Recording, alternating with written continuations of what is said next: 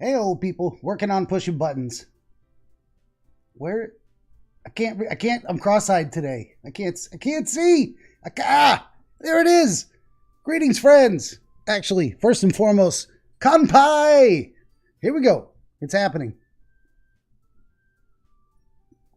This game, oh, by the way, episode 4 here. DreamWizard plays 51, 52, fuck it if I know.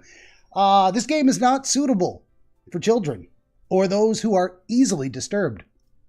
That might, I suppose, include me. But that is not the screen that is supposed to be on there right now. We're going to deactivate and reactivate because for some reason the game capture is not working. Ayo, there it is. Can I see my mouse moving? All right, we are back with Doki Doki Literature Club, episode number 4, Damned If You Do. Because, I didn't pop out my chat either. Where's my chat? Let's pop out the chat. I am completely unprepared today. I thought I did everything and I was ready, and I realized I hadn't even started the game and I was running out of time to launch, to push it out to social media and whatnot, and hey, and I'm just killing time rambling while I get things that should have been done completed. I think we're ready now. I think we're ready and we're back into the game. Loading the game, we were left. When last we left our intrepid Benosuke. He needs to tell Sayori something. Do I love Sayori? I do, but am I in love with Sayori? I want to tell her I am, but man, she's a handful. Oh, the whole, I don't know, forever trying to cure depression. I don't know if I can do it. I'm going to break her heart. Here's the thing.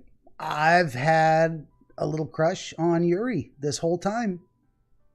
I just have to admit to myself, Yuri is best girl, and go for it. Just be honest. I can't string Sayori along just because I might also want to fall back girl. That ain't right. It ain't right. So I'm not going to do it. I'm going to break her little heart because it's got to be done. She'll get over it or she's going to kill herself. And honestly, she might kill herself either way. It is what it is. You will always be my dearest friend. I'm making her cry. I tell her to her face, you will always be my dearest friend. What you need most is for things to be like they've always been. I'm checking buttons. All right. And the game audio is on. All right. I still feel like I'm screwing things up. What you need most is for things to be like they have always been. Monica told me the truth. She told me how much happier you seemed after I joined the club. I know you're struggling with some really difficult feelings right now. But, and it's a big but. What's going on over here? Oh, let me turn that off too. Yeah, I had Discord running and it was flashing things in my face. Didn't want to see it. But I say, with a pregnant pause, please trust me that I know what's best and what will make you happy in the end. I promise I'll help get things back to the way they were. Sayori is sad, but she's smiling. Sayori says, I see. Sayori forces a smile through an incredibly pained expression. She giggles inappropriately to the situation. Is this what it feels? Oh, is this what it feels like to get stabbed in the chest? I said that last time. I'm like psychically quoting pieces of this game before they even occur. Handing me the dagger to stab her in the chest, I said something about that. Oh. Yes, it is, girl. That is exactly what it feels like, and it's awful, and I'm sorry. I should write a poem about this. She's going to write her suicide note. Oh, I have a feeling. I'm calling it. I attempt to say her name. Sayori, she says, it's okay. This is just my punishment, remember? Wow. This is my punishment. They want me to watch these girls suffer. Oh, God. Oh, it's awful. It's awful. For being so selfish, she says. So please don't worry about these stupid feelings. I know you're right. I knew this whole time that there's no happiness down that path. That's why I came here. Just so I could get the answer I needed to hear. And the other thing. Oh, I don't want to click. What's the other thing? You're also right that I just want it to go back to the way it was. Okay, maybe she's really accepting this. Maybe I didn't ruin her for life. I realize that now, she says. You really do know me better than anyone, Benosuke. I'll trust you with anything. Oh, don't do that. Anything at all, she says, suggestively. So, Sayori's smile finally breaks. All of a sudden, she turns around and drops to her knees. She screams. Clutching her head with both hands, she screams as loudly as she can. I'm so shocked that I don't know how to react. And then she gets up like nothing happened and turns back to look at me. Sayori looks over her shoulder, flashes me one more weak smile before turning around and running off. Oh, Sayori, I call after her. There is no response. I'm left helplessly standing in front of my house. Why am I feeling so horrible about this? There's nothing more that I could have done. The most I can do is support Sayori through her feelings and help her on the path that's right. But I'm having as much trouble understanding Sayori's feelings as she is. Even though I can comfort her, I keep wondering if I should be doing something more or something different. I know these thoughts will continue to plague me until things are back to the way they were. Excuse me. I'm going to have to give it everything I've got. To probably follow her home. She's not coming to school tomorrow, guy. Sayori will always be my dearest friend, posthumously. And I'll do whatever it takes to put a smile on her face every day. Oh, wow. Oy. It is the day of the festival. Of all days, I expected this to be the one where I'd be walking to school with Sayori. But Sayori isn't answering her phone. I considered going to her house to wake her up, but decided that's a little too much. Meanwhile, the preparations for the event should be nearly complete. The banner Yuri and I painted is dry, and I gently rolled it up to take it with me. She sent me a pleasant text to remind me not to forget anything, and I reassured her. Funnily enough, I probably feel the same way as Natsuki about the event. I'm more excited for it to be over so I can spend time with Sayori and Yuri at the festival. But, knowing Monika, I'm sure the event will be great too. And there she is, that sneaky snake. I don't trust you. I don't trust you. She happily exclaims, Benosuke, you're the first one here. Thanks for being early. I say, that's funny. I thought at least Yuri would be here by now. Monika is placing little booklets on each of the desks in the classroom. They must be the ones she prepared that have all the poems we are performing. In the end, I found a random poem online that I thought Monika would like and submitted it. So that's the one I will be performing. Monika says, I'm surprised you didn't bring Sayori with you.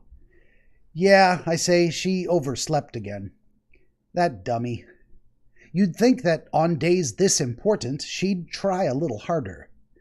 I say that, but I suddenly remember what Sayori told me yesterday, and I suddenly feel awful knowing it's not nearly that simple for her. I only said it because it's the way I'm used to thinking. But maybe I should have gone to wake her up, after all. Monika giggles. You should take a little responsibility for her, Benosuke, says Monika. I mean, especially after your exchange with her yesterday. You kind of left her hanging this morning, you know? Exchange? I say. Monica, you know about that? She says, of course I do. I'm the club president, after all. I say, but I stammer, embarrassed. Did Sayori really tell her about it that quickly? About how I basically turned down her confession? That makes me really seem like the bad guy here, but I'm the one who knows what's best for her, right? Jeez, I say. You don't know the full story at all, so... Monica interrupts. Don't worry. I probably know a lot more than you think.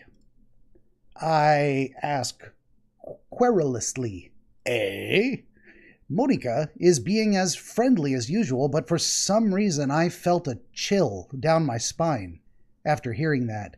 Yeah, you're not wrong, buddy. She's a sneaky snake. Look at it, she's posing again, being all flouncy. Hey, do you want to check out the pamphlets? She says.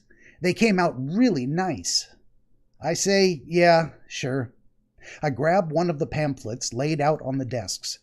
Oh, yeah, they really did, I say. Something like this will definitely help people take the club more seriously. Monica replies, yeah, I thought so too. I flip through the pages. Each member's poem is neatly printed on its own page, giving it an almost professional feel. I recognize Natsuki's and Yuri's poems from the ones they performed during our practice. What's this? I ask. I flip to Sayori's poem. It's different from the one she practiced. It's one that I haven't read before. Well, I'm just going to leave this on the screen and you guys can get the drift. It is titled Percentage mark. Get out of my head. Get out of my head. Get out of my head before I do what I know is best for you. Get out of my head before I listen to everything she said to me. Get out of my head before I show you how much I love you. Get out of my head before I finish writing this poem. But a poem is never actually finished. It just stops moving. Oh, I told you she was going to write a suicide note. Oh, Jesus. Oh, it's awful. It's awful. This whole thing is awful. What is this game doing to me? This is not fun. Oh, holy crap. I say, what is this? Reading the poem, I get a pit in my stomach. Monica approaches, looking way too innocent. Benosuke, she asks. What's wrong? I stammer. Nothing. This poem feels completely different from everything else Sayori's written. But more than that. I changed my mind, I say. I'm going to go get Sayori. So, Monica says, well, all right. Try not to take too long, okay? I quickly leave the classroom. Don't strain yourself, says Monica, calling out after me. I quicken my pace. What was I thinking? I should have tried a little bit harder for Sayori. It's not a big deal to at least wait for her or help her wake up. Even the simple gesture of walking her to school makes her really happy. Besides, I told her yesterday that things will be the same as they always have been. That's all she needs and what I want to give her. I reach Sayori's house and knock on the door. I don't expect an answer since she's not picking up her phone either. Like yesterday, I open the door and let myself in. Sayori, I call. She really is a heavy sleeper. I swallow. I can't believe I ended up doing this after all. Waking her up in her own house. Isn't that more like something a boyfriend would do? In any case, it just feels right. Outside Sayori's room, I knock on her door. I don't want to click the button. I don't want to do it. Okay. Thank God for whiskey juice. Steady my nerves. Oh boy. I knock on her door. Sayori, I call. Wake up, dummy. There is no response. I really didn't want to have to enter her room like this. Isn't it kind of a breach of privacy? But she really leaves me no choice. I gently open the door. Oh my God! I knew it! Oh, that happened. Oh, I mean, I knew it, but I didn't want to know it. Oh, come on. An exception has occurred. File game script, chapter 5 RPY line 307. See traceback text for details. I guess I could just stand here watching her hanging. I knew it. I knew it. Oh, come on. What was I supposed to do? Do I go back? Do I go back and tell her, no, I love you, and lie to her? Wow. What the hell is what I'm asking? Jesus H. What the hell? Is this a nightmare? It has to be. This isn't real. There's no way this can be real. Sayori wouldn't do this. Everything was normal up until a few days ago. That's why I can't believe what my eyes are showing me. I suppress the urge to vomit. Just yesterday, I told Sayori I would be there for her. I told her I know what's best and that everything will be okay. Then why? Why would she do this? How could I be so helpless? What did I do wrong? Turning down her confession? That has to have been what pushed her over the edge. Her agonized scream still echoes in my ears. Why did I do that to her when she needed me the most? Why was I so selfish? This is my fault. My swarming thoughts keep telling me everything I could have done to prevent this. If I just spent more time with her, walked her to school, and gave her what I know she wanted out of our relationship, then I could have prevented this. I know I could have prevented this. Screw the literature club. Screw the festival. I just lost my best friend, someone I grew up with. She's gone forever now. Nothing I do can bring her back. This isn't some game where I can reset and try something different.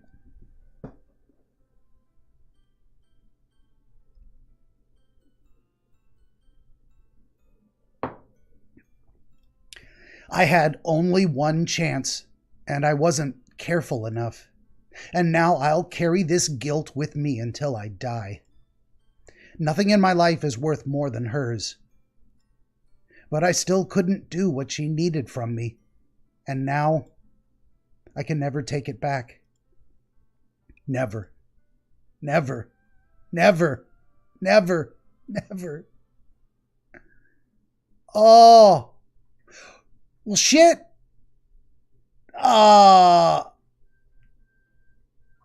That's the... Oh, look at her. Oh, she's all jacked up. What is going on here? Okay, so I go back and I tell her I love her. Is that the only thing I can do? There is no... What is this? Do I go back into the game? What? Okay, I can load a game. And there's another option. What is this? Okay, I'm going to click it. I go back into the world where Sayori's dead. I don't have to. I could choose a different path.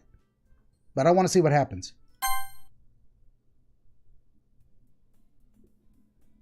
Whoa, it's all messed up. I see an annoying girl running towards... Oh, it's starting a brand new game. That girl is... It scrambles her name. My neighbor since we were children. What is going on here? I'm not going to read any of this over and over again. I'm just going to keep skipping. However, I let her catch up with me. What? What is that? It's an ordinary school day like any other. Mornings are usually the worst. Yada yada. Meanwhile, I've always walked to school alone. I always tell myself it's about time I meet some girls or something like that. What is going on? Sayori's just gone. She's deleted from the game. But I have no motivation to join any clubs. I'm perfectly content getting by on average while spending my free time on games and anime. There's always the anime club, but that's not like there would be any girls in there anyway. The school is ordinary as ever before. I pack up my things, stare at the wall, looking for an ounce of motivation. Clubs. There really aren't any that interest me. Besides, most of them would probably be way too demanding for me to want to deal with. I guess I have no choice but to start with the anime club. Someone calls my name. Benosuke. Monika. Oh my goodness, I totally didn't expect to see you here, she says. It's been a while, right? Yeah, it has. Monika smiles sweetly. We do know each other. Well, we rarely talked, but we were in the same class last year. Monika was probably the most popular girl in class. Smart, beautiful, athletic, basically completely out of my league. So having her smile at me so genuinely feels a little... I ask her, what did you come in here for anyway? Oh, I've just been looking for some supplies, she says, to use for my club. Do you know if there's any construction paper in here? Or markers? I say, I guess you could check the closet. You're in the debate club, right? I ask. Monika responds, about that. I actually quit the debate club. Really? You quit? I ask. Yeah, she says. To be honest, I can't stand all the politics around the major clubs. She's given me her same dialogue. Feels like nothing but arguing, blah, blah, blah, budget publicity. Much rather something I personally enjoy. In that case, she started a new club, literature club. The game's glitchy. What is going on? Literature, I ask. That sounds kind of dull. How many members you got? How many members you got? She giggles. It's kind of embarrassing, but there are only 3 of us so far. Sayori doesn't exist anymore. And like never existed. What is going on here? I don't know how to play this game. I don't know what I'm doing. Am I supposed to load the save and not let Sayori die? Am I supposed to continue until all the girls are dead? What the fuck is going on? I don't know what to do.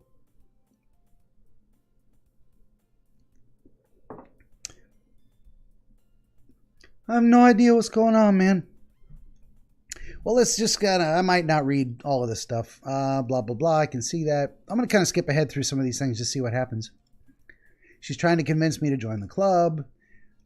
New members, keeps a manga collection in there. Wait, really? Funny, right? She says, blah, blah, blah. Manga's literature. She's not wrong, I guess. Did Monika say she? Ho, ho, ho. Hey, Benosuke, would you like to join my club? I beat around the bush, but at least visit.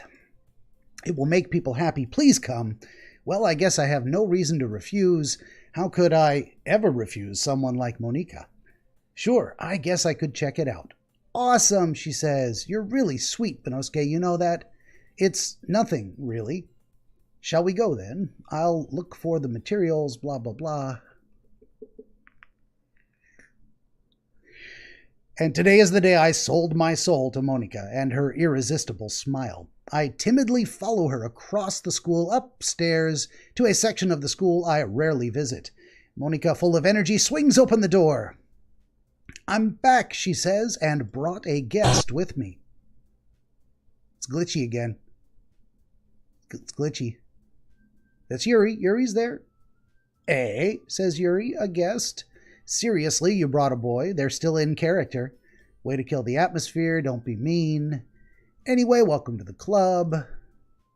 All words escape me in this situation. This club is full of incredibly cute girls. So let me guess, you're Monika's boyfriend, right? Wah? No, not me. The girl with the sour attitude, whose name is Natsuki, is the one I don't recognize. Her small figure makes me think she's probably a first year. Energetic Natsuki, Yuri. Yuri is the vice president. What is going on here? What is happening?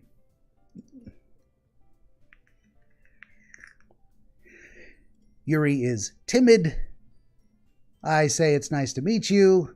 Monika explains what I'm doing coming to the club. Isn't that great? Natsuki has an attitude. And Monika makes peace. And Yuri makes tea. Blah, blah, blah. Come on in, sit down. The girls have a few desks arranged to form a table. Yuri walks to the corner of the room and opens the closet. Meanwhile, Monika and Natsuki sit across from each other. I feel awkward. Monika speaks to me. Didn't plan on coming here, but will make sure you feel right at home. As the president, it is my job to make it exciting for everyone. I'm surprised there aren't more people, but it must be hard to start a new club. You could put it that way. Not many people very interested, especially when it's something that doesn't grab your attention. But it's worthwhile, and the school festival, and confident we will grow. We've already lost 25% of our membership, and no one seems to remember. Natsuki is a little pistol, reluctantly agrees. So many different girls. Yuri brings tea. We have tea and cupcakes. Yeah, it's all the same dialogue.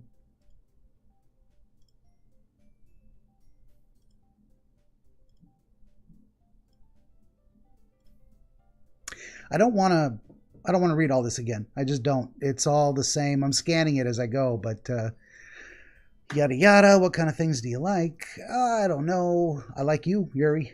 I do. I killed Sayori for your sake. I feel very guilty about that. Very responsible. Natsuki perks up. She wants to say something but keeps quiet. Yada yada yada yada. I spoke without thinking.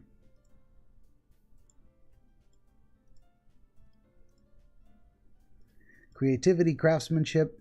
I mean, we're like 6 hours into this game, and I don't want to play the whole 6 hours over again. I have no idea what's going on. Yuri's into books, stories with deep psychology. Isn't that amazing? Reading a lot of horror.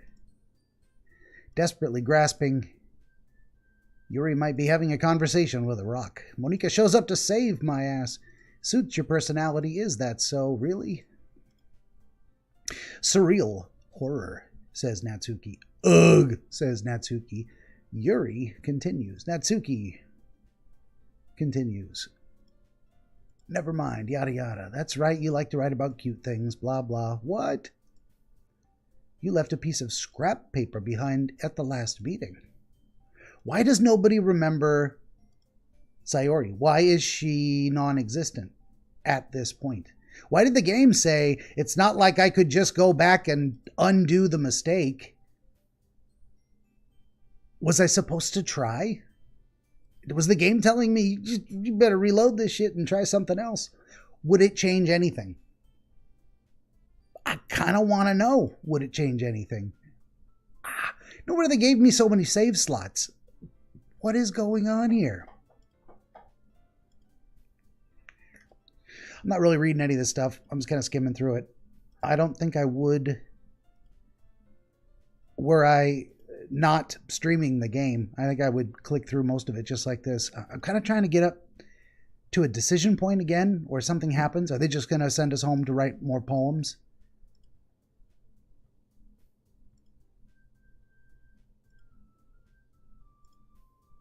How about this? Let's all go home and write a poem of our own. Next time we meet, we shall share them with each other. That way, everyone is even.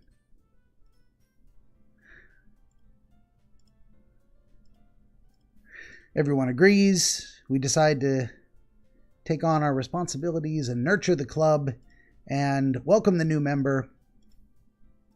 Hold on, there's still one problem. What's that? Now that we've reached the most important topic, I bluntly come forth.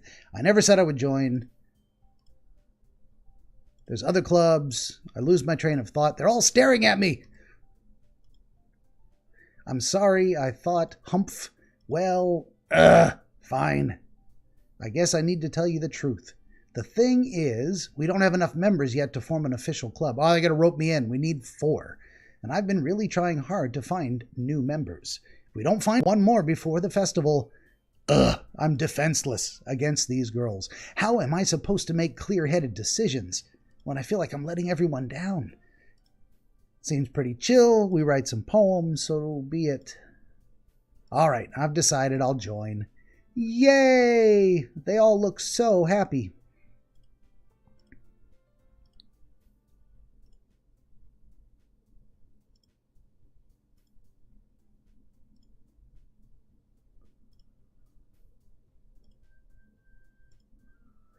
All right, skipping ahead. Okay, with that, we end today's meeting. Everyone remember tonight's assignment, write a poem, bring it back. She looks over at me once more. I look forward to seeing how you express yourself. Yeah, I say. I already feel anxiety. Yeah, this game's giving me anxiety. What? I guess I'll be on my way then. I'll see you tomorrow, she says. Can't wait. With that, I depart the club room and make my way home. The whole way, my mind wanders back and forth between those 3 girls, Natsuki, Yuri, and of course, Monika. Will I really be happy spending every day in the literature club? Perhaps getting close to one of these girls. I just need to make the most of my circumstances. I'm sure I'll have good fortune and write a poem. You have unlocked a special poem. Would you like to read it? Yeah.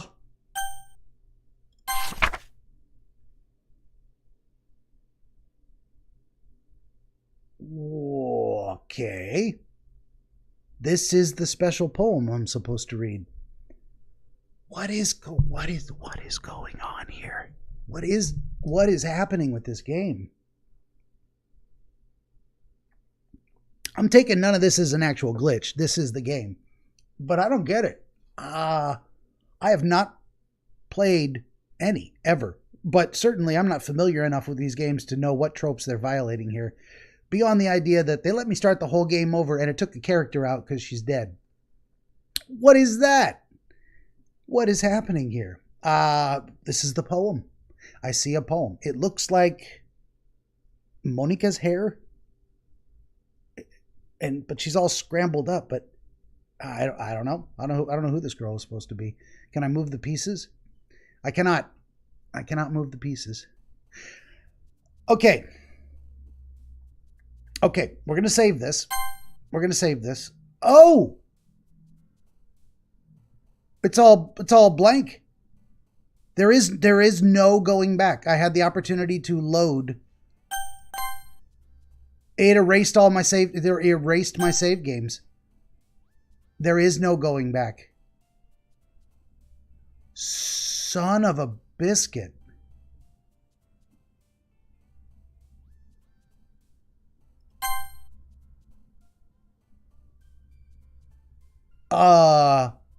All right. This is the game. This is happening. I don't get a chance. I don't get a chance to see what happens if without starting the whole game over and coming back to that point, which I'm not going to do. Wow. There we go. We're gonna save it. It's done been saved. I guess we just kill all the girls. I don't like it. I don't like it, but that's the way it is. One at a time. I think it's gonna make me kill each of the girls. So let's kill Natsuki next, because I don't want to see Yuri dead. I don't really care about Natsuki that much. I will. The game will make me care that she dies. They're all gonna die. What is happening? All right, I'm giving all the poetry to Yuri. I'm gonna pick everything Yuri likes. Yuri likes insight. Yuri likes misery. Yuri likes vertigo. Yuri likes dreams. Yuri likes extraordinary. No, she doesn't, but she likes whirlwind. I gave one to Natsuki on accident. Unrestrained. Rain cloud? Fireflies. Fireflies, kitty, like insects, cute things. Twirling. Depression. Electricity. Disoriented. Starscape. Death. Sensation. Heaven sent. Big word. She likes big words. Melancholy. Dark. Entropy. Misfortune. Effulgent. And, last but not least, or are there maybe more than one to go? Graveyard. And infinite. Yeah, totally dissed. Natsuki. Monika says, welcome back, Minosuke. Glad to see you didn't run away on us. Nah, don't worry, I say. This might be a little strange, but at least I keep my word. Well, back to the club. I was the last to come in, so everyone else is already hanging out. Was her face just glitching? Her face was glitching. Thanks for keeping your promise, she says. I hope this is not too overwhelming of a commitment for you. Making you dive headfirst into literature when you're not accustomed to... Whoa! The fuck was that? Natsuki appears suddenly. Oh, come on, she says. That gave me a literal jump scare. Come on, like he deserves any slack, she says. You already had to be dragged here by Monika. I don't know if you plan to just come here and hang out or what, but if you don't take us seriously, then you won't see the end of it. Now she's on top of my text. What? I can't even read it. Blah, blah, blah, manga in the classroom. Natsuki finds herself stuck between saying Monika and manga. Manga is literature, she says. Swiftly defeated, she plops back in her seat. Yuri apologizes, making sure I will be put at my ease. She shoots a look at Natsuki and says, anyway, now that you're in the club and all, perhaps you might have interest in picking up a book to read. Well, I can't really say no either way. Blah, blah, blah. So it only feels right to do something. Wait, I didn't mean like that. If you don't really want to, then forget I said anything. Blah, blah, blah. She's going to offer me a book. I'm just going to click through all of this. I don't want to read it all again. I just don't. Well, as vice president and all, that I should help you get started on something. She reaches into her bag and pulls out a book. Didn't want you to feel left out, so she brought me one. It's a short read. I remember all of this. Discuss it. We could, if you want to, she says, speaking like Yoda. Picked out a book she'll think I like. I enthusiastically take the book. Well, you can read it at your own pace, she says. But it doesn't seem to be the case that Monika is going to kick off activities. Yuri's face is already buried in a book, and I can't help but notice her intense expression. Meanwhile, Natsuki rummaging in the closet. I'm really curious to talk to Yuri, but at the same time, I would feel bad. I catch a glimpse of the book. It looks as the same she lent me. The first few pages, yada yada. Crap! She busted me. She sneaks another glance, and our eyes meet for a split second, but that only makes her hide her face deeper in her book. Spacing out, muttering, oh, it's fine. Focused she was, reading a bit, the same book. I want to reread some of it, not for any particular reason. Well, she stopped at the bookstore and bought 2 copies. She's embarrassed.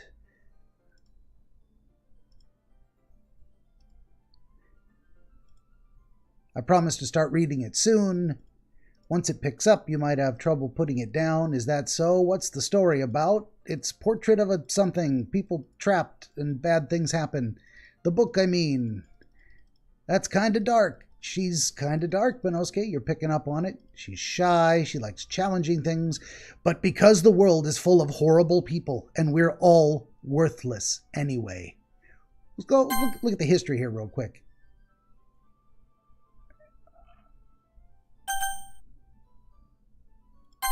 Okay. Okay. That's happening. I'm glad I stopped there.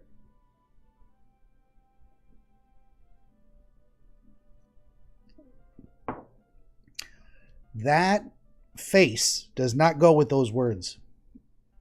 That's creepy. Just that mishmash. What do you call it when like two things are put together that don't go together? I don't have the words for it. Oh my God. It's awful. Oi.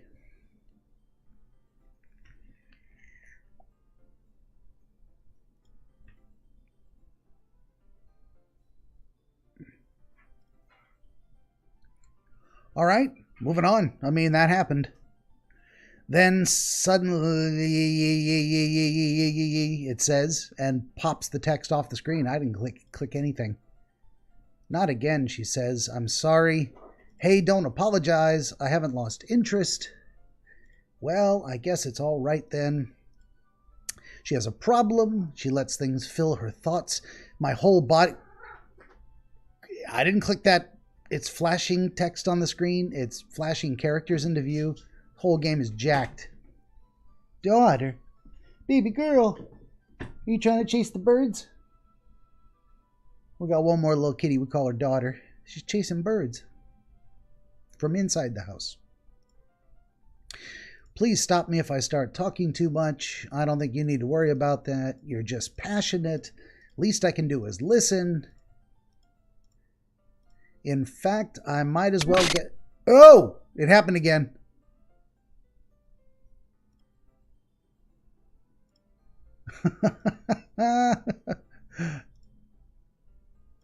I get the book. I start reading. It's fine, right? I slip into the seat. We're going to read together.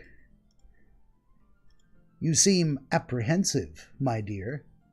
It's just something I'm not very used to, reading in company with someone else. And it's as if I can feel her presence, not a particularly bad thing, but a little distracting. I see her from the corner of my eye and glance over. It looks like she's reading my book. Oh! What happened? I clicked through that on accident. What did she just say? Looks sorry. There was more text than that on the screen. I'm just going too fast. I don't really mean to, she says. Sorry. I mean, here, this should work. I slide up to her, and we start reading together.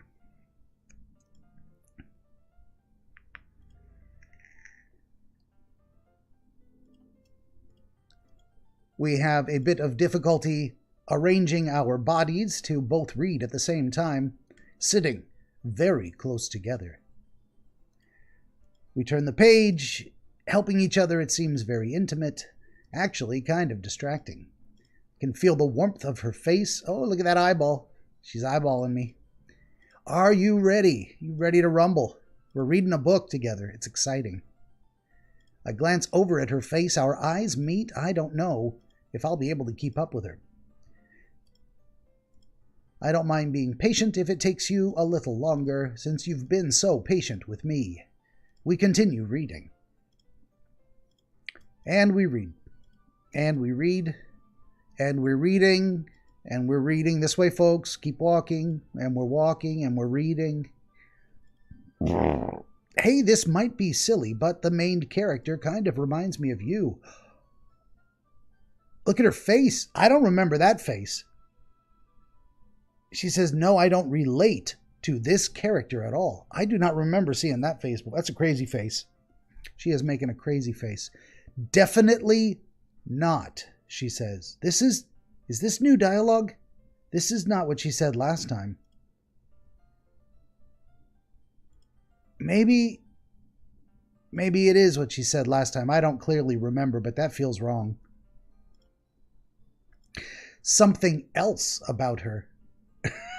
Never mind, she says. We didn't even get that far yet. This is kind of new dialogue. I don't think this is what she said last time. Are you feeling all right, Yuri? She's been a little fidgety ever since we started reading. You can take a rest if you're feeling sick. Hey-oh, what did I miss? No, you did kind of miss some stuff. You missed the thing with Sayori, and you missed me starting the game over from scratch and all my saved games deleted. There is no more Sayori. And I don't mean Sayori is dead and the game goes on. I mean, there is no Sayori, and I don't know what the fuck is going on. You can tell me, okay, I had a saved game right when I quit last time, which was tell Sayori I love her or I don't. I chose I do not. Okay, thank you for the confirmation, because I'm like, okay, I thought, yes, I knew what I was doing. I was pretty confident this was supposed to happen. But here's the deal. I had the opportunity maybe to click load a game and go back and choose a different answer. I didn't even look to see if loading a game was possible. I just picked the glitched out weird title that should have been, start a new game. Because I was curious to see what would happen if I didn't go back. I don't even know that I could have gone back, that all of my saved games might have been erased from that moment. Can you tell me? Is that actually the way it works? Like if I'd gone looking for my saved game file, it wouldn't have been there.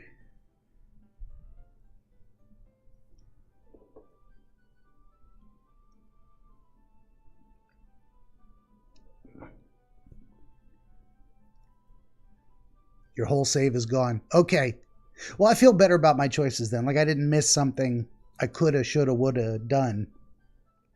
But I'll tell you what, I'm kind of rushing through the dialogue until I get to stuff that seems different. There's some funky shit going down, and I have no idea what it means. I'm assuming it's all part of the fun, if we would call it that. But yeah. So I'm gonna go back to actually playing the game. Your breathing, she says. My breathing. Yuri puts her hands on her chest, as if to feel her heartbeat. This is new. She didn't say any of this shit last time. I didn't even notice, she says. Anyway, I'm fine. I just need some water. All right, don't push yourself. Yuri stands up and practically rushes out of the room. What on earth was that all about, I ask. And Monica comes to me asking, Benosuke, did something happen just now? I say. I have no idea. Yuri was acting a little strange, I guess. So you don't know anything, says Monica. Sorry, I say. I can't say I do. Are you worried about her? Oh, no, says Monica. Not really. I was just making sure that you didn't do anything to her. What would I do? That's an accusation. I'm not having it. No, I stammer. Nothing. Monica, looking like a sneaky snake, says, don't worry. I believe you, silly. Yuri just does this sometimes, so it's nothing alarming. All right, I say, if you say so. Anyway, continues Monica, why don't we start with sharing our poems with each other? I say, shouldn't we wait for Yuri? Well, she might be a while, so I just figured we'd get started without her. Is that okay? I reply, yeah, I was just asking. I stand up. I make a mental note of where I left off in the book, then let it slip back into my bag. Okay, what you also missed a few minutes ago was me composing the poem last night. I saved it, which is where I found out all the saved games were gone. And this time I decided if it's going to make me kill these girls off one at a time, I was going to save Yuri for last, because I would like to see her die the least. So I composed a poem with all the words that Yuri would like. And now they take Yuri out of the room, and I don't even get to show it to her. There you have it. I'm feeling like I don't like Monica right now, so we're going to put her at the bottom of the list. I don't trust her. I don't like her.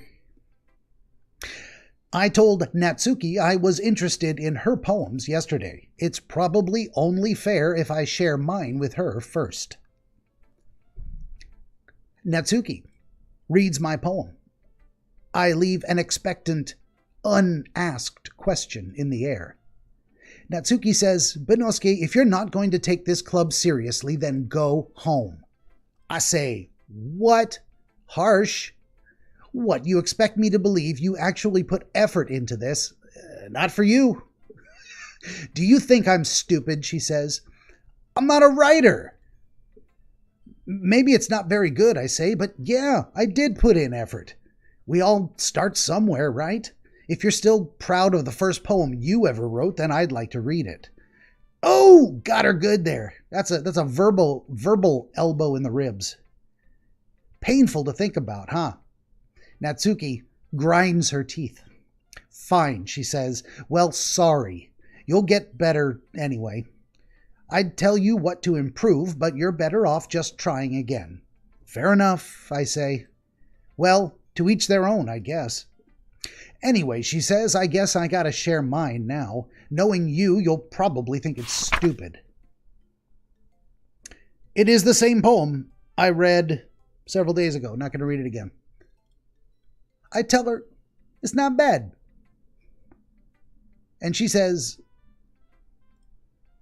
she predicted I wouldn't like it, but she is surprised that I do, and tells me to just be honest. Why are you so convinced that I wouldn't like it, I ask. She says, well, because everyone in high school thinks that writing has to be all sophisticated, so people don't even take my writing seriously. But isn't the point of poems for people to express themselves? Your writing style, I say, wouldn't make your message any less valid. She says, exactly. I like when it's easy to read, but it hits you hard, like in this poem. She is repeating her dialogue. So I decided to write about it, yada yada. I understand, I say. But the other nice thing about simple writing is it does not depend on wordplay or rhymes. It helps bring out the feeling. I guess more went into it than I realized. She is beaming with pride. I decide to humor her. I don't really care how old everyone is, but I'm happy that she's proud of herself. Let's go, Monika. Hi, Benosuke. Having a good time so far? I say I am, and she is glad to hear it. Monika says, by the way, since you're new, if you ever have any suggestions, just let me know.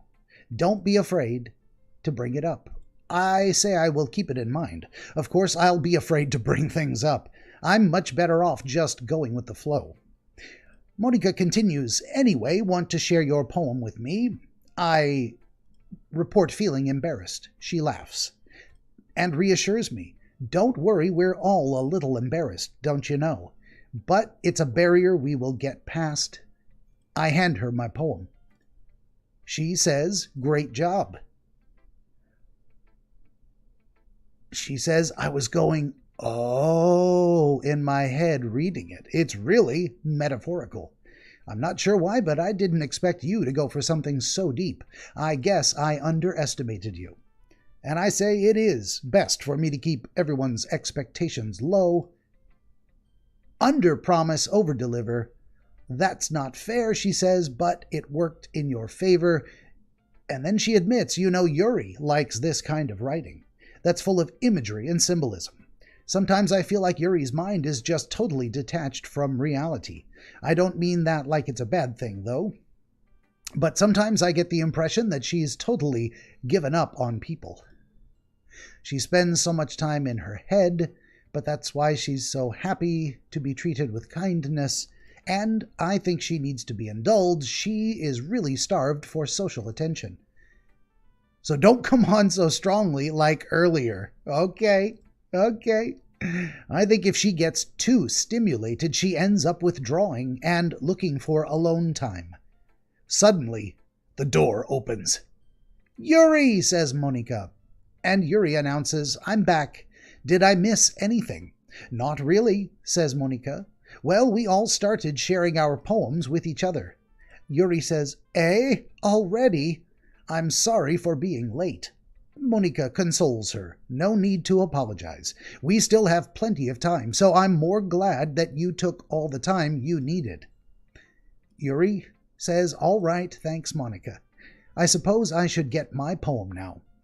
Anyway, do you want to read my poem now? Says Monica. Don't worry, I'm not very good. You sound pretty confident for someone who claims to not be very good, I say. And Monica replies, well, that's 'cause I have to sound confident. That doesn't mean I always feel that way, you know. Well, let's read it then.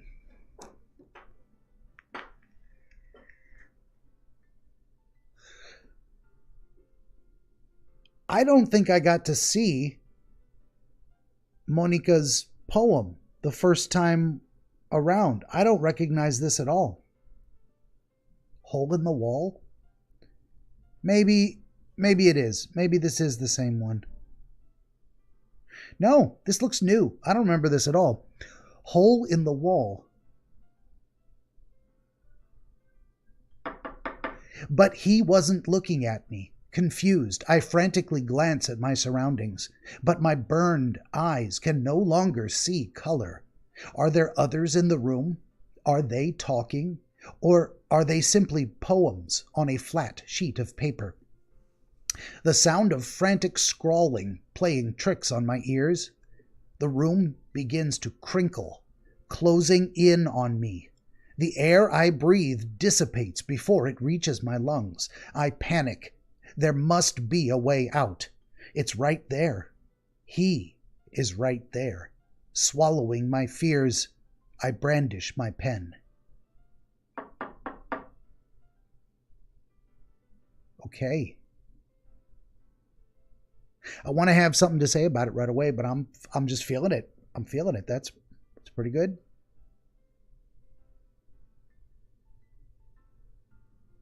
The writers of this game, the poetry they made for the game, it's really good. These are good writers. Not only are they writing poetry, they're writing poetry as if it were made by a specific character. That's high art. That's meta level craftsmanship. It's good shit. So what did you think? Asks Monica. I say it is very freeform, if that's what you call it. Sorry, I'm not really the right person to ask. She reassures me that that's okay.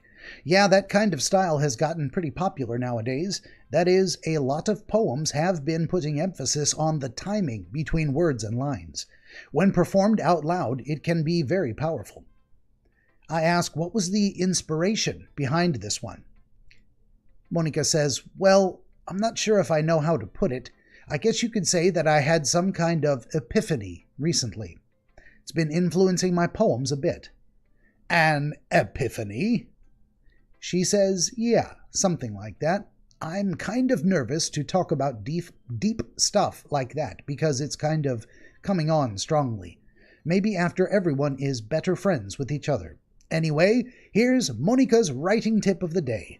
Sometimes when you're writing a poem or story, your brain gets too fixated, so don't try to make it perfect. You'll never make any progress. Just force yourself to get it on paper. Or, if you keep your pen in the same spot, all you get is just a big, dark puddle of ink. So, just move your hand and go with the flow. I remember that advice from last time. Here we go. Here we go with Yuri. Oh, she says. As Yuri reads the poem, I notice her eyes lighten. Exceptional, she says. Eh? What was that? I ask. Yuri says, did I say that out loud? Yuri first covers her mouth, but then ends up covering her whole face. She says, he's going to hate me. I say, you really didn't do anything wrong, Yuri. Eh? She says. I guess you're right.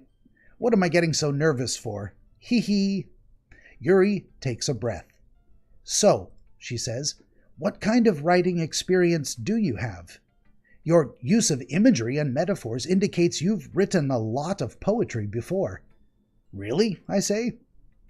Wow, that's a Huge compliment coming from you. This is actually my first time, really. Ah, she says. Yuri stares at me blankly, then looks at my poem again. Well, I know that, she says. I just mean, Yuri trails off, unable to find an excuse. She traces her finger along the words of the poem as if breaking it down more thoroughly. Yeah, she says, okay. This is the reason I was able to tell. It's just that there are specific writing habits that are usually typical of new writers, and having been through that myself, I kind of learned to pick up on them. I think the most noticeable things I recognize in new writers is that they try to make their style very deliberate. Yeah, she said all this before. In other words, blah, blah, blah, topic matter. End result, weak. Once Yuri finds a train of thought, it's as if her demeanor totally changes. Her stammering is gone, and she sounds like an expert.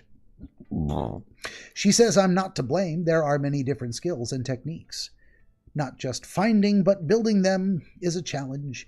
It might take you some time, but practice will make perfect. And everyone will give you feedback. Natsuki can be a bit biased. How?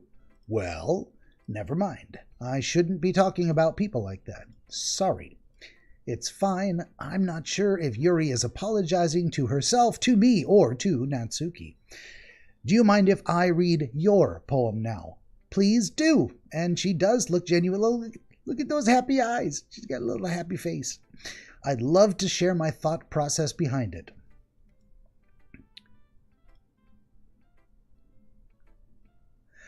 What's up, Jamaican food? Had to take care of a few things. Sorry I couldn't start closer to 5. Had to get on it at 4 o'clock today. Missed about an hour, but hey, it's on video, or you can go back and not watch it live if you don't, if you want to catch up, it's all good. You did miss some shit, though. In that first half an hour, 45 minutes, whoa. Knocked me for a loop.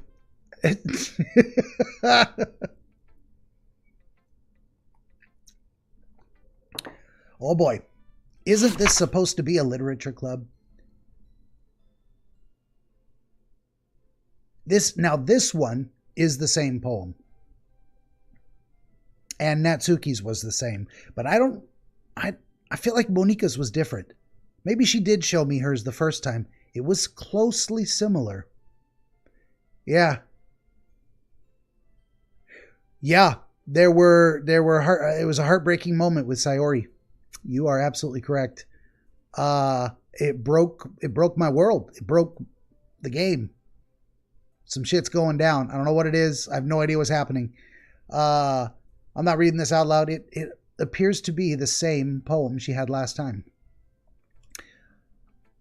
I'm sorry I have such terrible handwriting, she says. Blah, blah, blah. Wasn't thinking that. Took you a long time to read. Well, I just don't read script very well. That's a relief.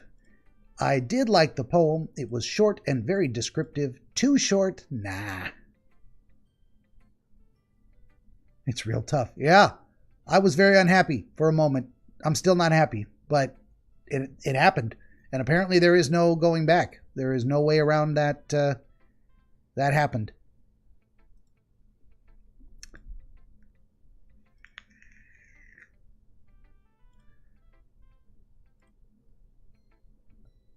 Skipping a lot of dialogue we've already read before. Ghost stories, blah, blah, blah, missed the point. You did only glance at it, but remember it is an expression of feelings, and it can be simple. In this case, it is symbolic, lingering remnants, left with nothing. Very solemn, I say. I hadn't thought of that. And impressive. It's nothing really. Yours was impressive, too. If anything, I could probably learn a thing or two. Oh, she likes the compliment. Who wouldn't? You know, she says, I was really nervous about this, but in the end, I enjoyed it. I'm going to keep doing my best for you, Venosuke. I say, me too. Well, I'm going to confess. Yuri is the reason I killed Sayori. I could have told Sayori that I loved her as well. It's my lifelong childhood friend. But I thought, I'm going to be honest with myself. I got a little bit of a crush on Yuri, and I don't want to just string on Sayori for no reason. And then she's not in the story anymore. Like the whole world reset and she doesn't exist anymore, and I don't know what's going on. That happened. I guess that's everyone. I glance around the room. That was a little more stressful than I anticipated. It's as if everyone is judging me for my mediocre abilities. Even if they're just being nice, there's no way my poems can stand up to theirs. I sigh. I guess that's what I got myself into. Across the room, Monika is writing something in her notebook. My eyes land on Yuri and Natsuki. They gingerly exchange sheets of paper, sharing their respective poems. As they read in tandem, I watch each of their expressions change. Natsuki's eyebrows furrow in frustration. Meanwhile, Yuri smiles sadly. "What's with this language?" says Natsuki. Yuri responds, "Did you say something?" "Oh, it's nothing," says Natsuki, and dismissively returns the poem to the desk with one hand. "I guess you could say it's fancy." Yuri says, "Thanks. Yours is cute." "Cute? Did you completely miss the symbolism or something? It's clearly about the feeling of giving up. How can that be cute?" "I know that," says Yuri. "I just meant the language, I guess. I was trying to say something nice." Oh, they're going to have their little spat. "Well, I do have a couple suggestions. And this time Sayori's not here to keep the peace. I know what's coming. They're going to look at me. You pick which one of us is right."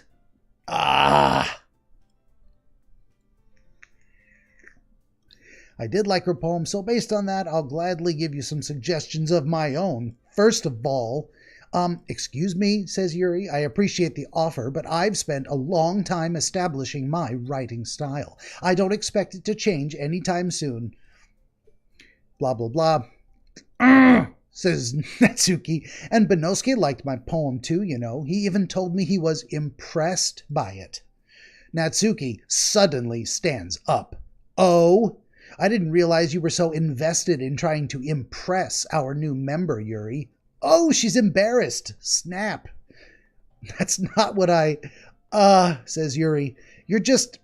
Yuri stands up as well. "Maybe you're just jealous that Benosuke appreciates my advice more than he appreciated yours." "Huh, and how do you know he didn't appreciate my advice more? Are you that full of yourself?" No. If I was full of myself, I would deliberately go out of my way to make everything I do overly cutesy. Oh, the claws are coming out. "Well, you know what," says Natsuki. "Let me say more nasty things to you about your boobs." Oh, Monika jumps in. That's a little over the line, and both Natsuki and Yuri tell her to piss off. Take your own insecurities out on others like that. You act as young as you look. Oh. Okay. Yeah.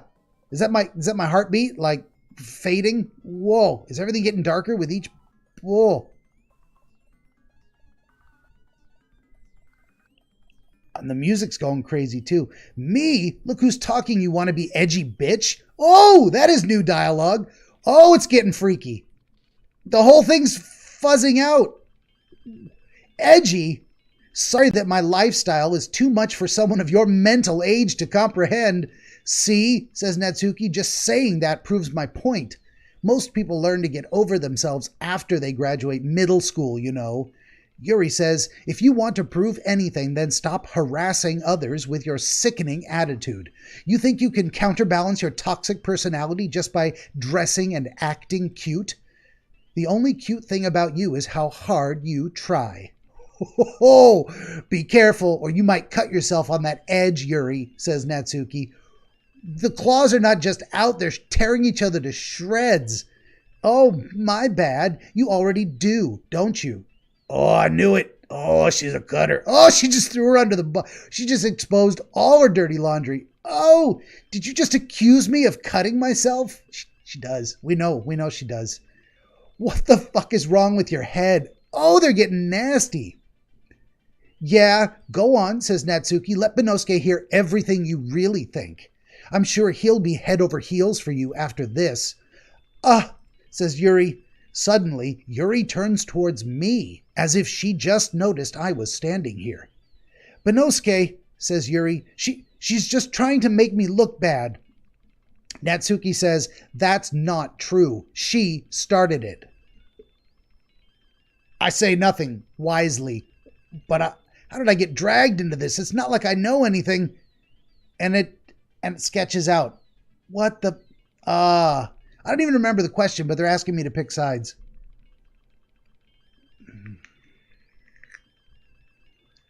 That is brutal. I don't even know what to do. Yeah, goddamn is right. Jesus.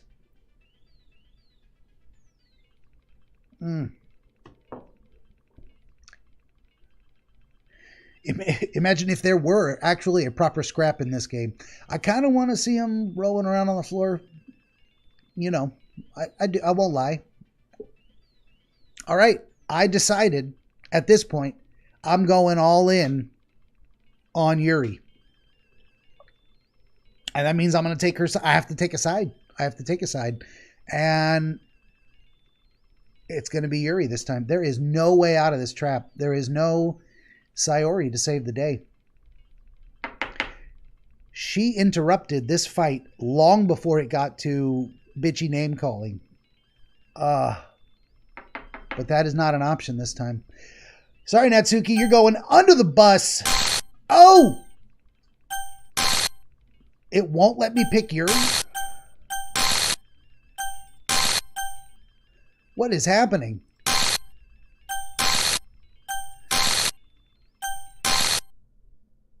You bitch! What is going on? Monica jumps in and says nothing. She says, hey, Benosuke, why don't we step outside for a little bit? She wouldn't let me pick Yuri. Okay, let's go outside.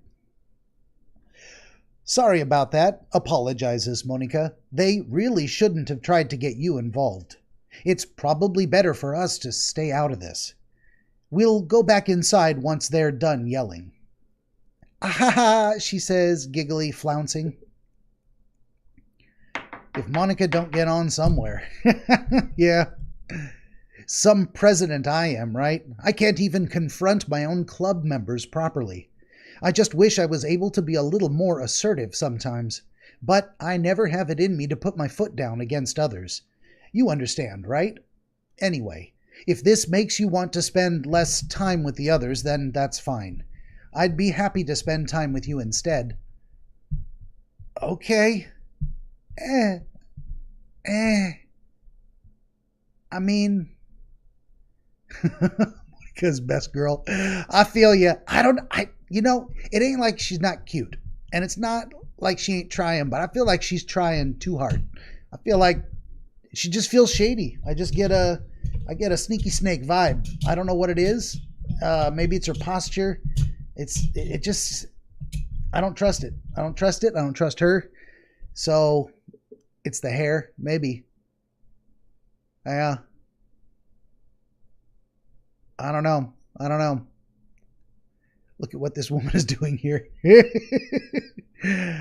Be happy to... That's why she's best girl. She pulled me out of the fight. She did save my ass. Maybe I'm not being fair. Maybe I get a bad vibe, but I'm wrong. I didn't think Sayori was going to go through... I thought Sayori was going to go through with it. I was afraid she would. I was afraid the game was going to do that to me, and I should have known absolutely it would. Because fuck me, right? All right. Well, she would be happy to spend time with me instead. Suddenly, Natsuki runs out of the classroom. Oh, she's in tears. Oh, that's heartbreaking. I like her mad. I don't like her sad. I don't like her crying. I don't like that at all. That's not cute. She says nothing. And quickly runs away. Oh, dear, says Monica. Well, it looks like they're done. Yuri says, where's Yuri? Yuri says, I didn't mean it. Where is she? Big oof. That's a horrible oof. Well, I picked sides, man. Kind of asked for it though. Yeah, I picked sides. They knew it. She saw it in my poetry. I've been hating on Natsuki from day one. She's not my favorite. She's not my favorite. Monika's a little. I mean, I would trust Natsuki before I would trust Monika, but I'm just not kind of into Natsuki. I don't know. I didn't mean it, she says. Yuri is rocking back and forth in her desk with her palms on her forehead. Yuri? I ask. I didn't mean it, she says. I believe you. I tried to comfort her. I have no idea what Yuri might have said to Natsuki. Or did. Benosuke, says Yuri, please don't hate me. Please. I'm not like this. There's something wrong with me today. It's fine, Yuri, says Monika. We know you didn't mean it. Besides, I'm sure Natsuki will forget all about this by tomorrow. Completely. Yuri says nothing. Monika says, anyway, the meeting is over, so you can go home now if you want. Yuri says nothing. But she looks at me as if she wants to say something. But she keeps glancing at Monika. You can go first, Monika. She probably headbutted her or something while they were arguing. Maybe. Maybe it got physical. I think Natsuki's she's a little more fiery, but she's a little more open-hearted. I think Yuri's probably a little more calculating and really knew how to get under her skin and said something really awful and immediately regretted it. And Natsuki was in such shock, she just... I have an idea what she said. Don't tell me, just in case of spoilers. Yeah.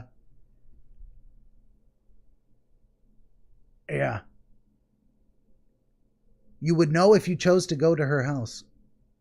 I would know if I choose to go to Yuri's house or Natsuki's house. Because my plan was to go to Yuri's house. I was trying to go to Yuri's house last time, but she came over to my house.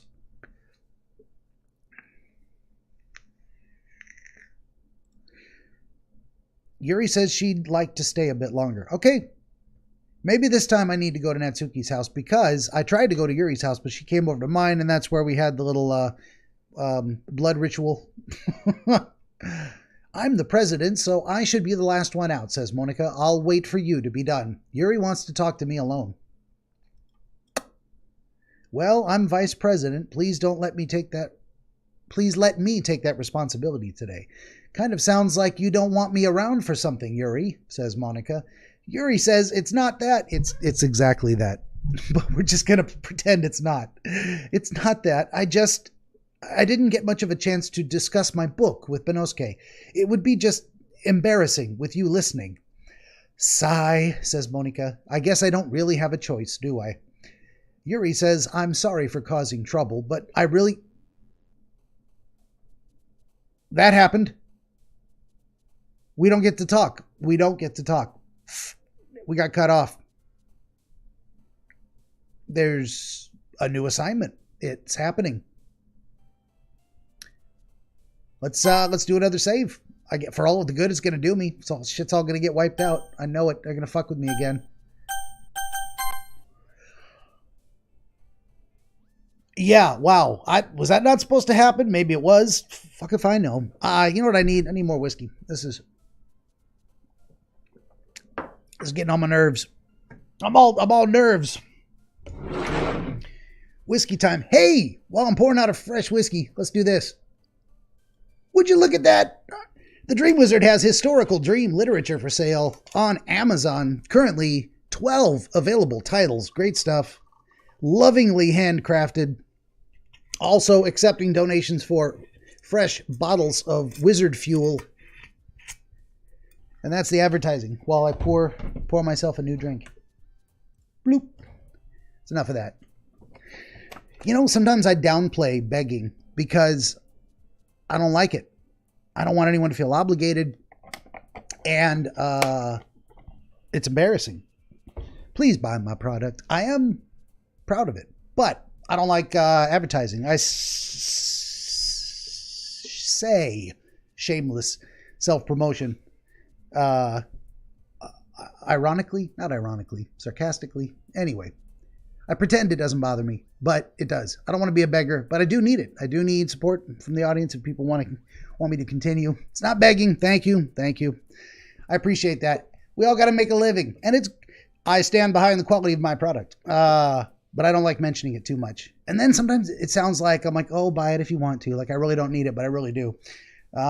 So hey, maybe you get a book. Maybe you make a donation. Maybe just being here warms my heart.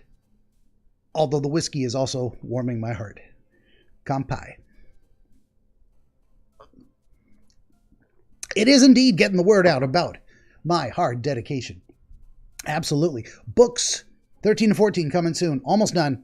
3 chapters on the audiobook to go for book 13. Then I can publish. I just got to get through it. Got to get through reading it. It's taking me forever. I got so much other work going on around the house, and my voice keeps giving out in the morning sometimes. All I've got is this raspy voice, and I can't really read audiobooks so well. I like to have a little bit more of a clearer, less froggy throat when I'm reading the audiobooks, because I'm only doing that shit once, so I'm trying to take my time with it. Anyway, we are going to throw Natsuki under the bus again. I'm chasing Yuri this time, so that's what we're going to do. What are the words? Wrath. What is that word? What is going on with this fucked up text?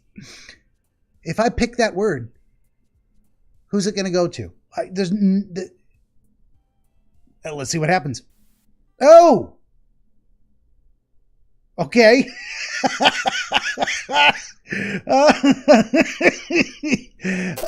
Oh, it's all scritchy, and I don't get to see anything. Incongruent.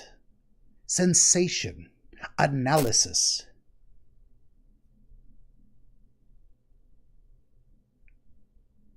Universe. Oh, what was that?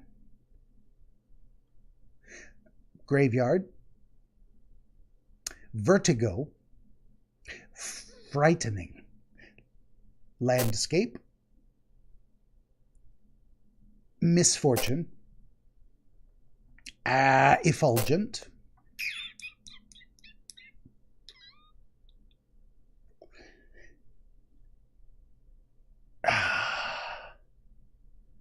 Whistle.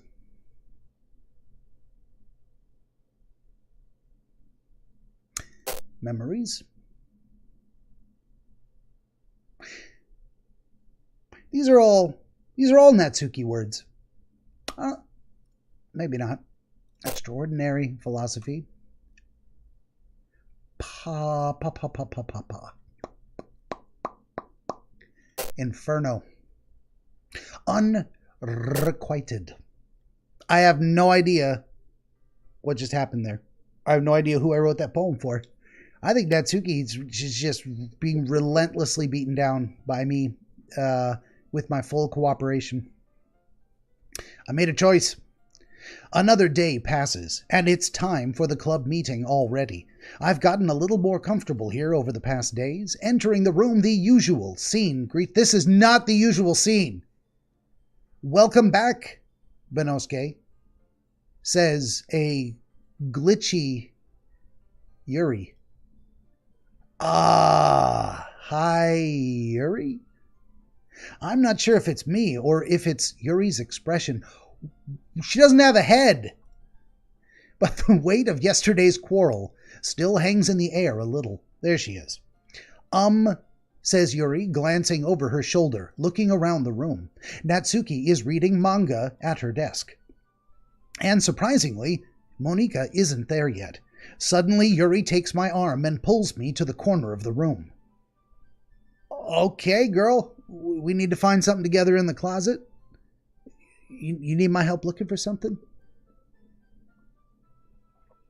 About yesterday, she begins.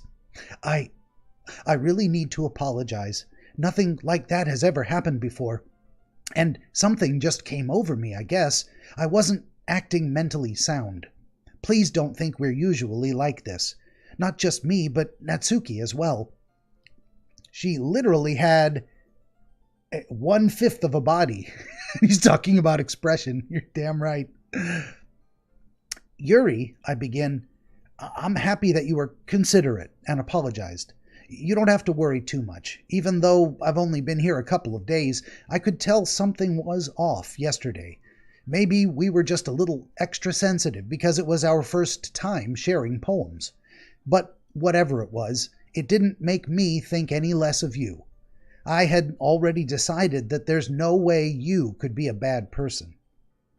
And now that you're apologizing, I know you really didn't mean it.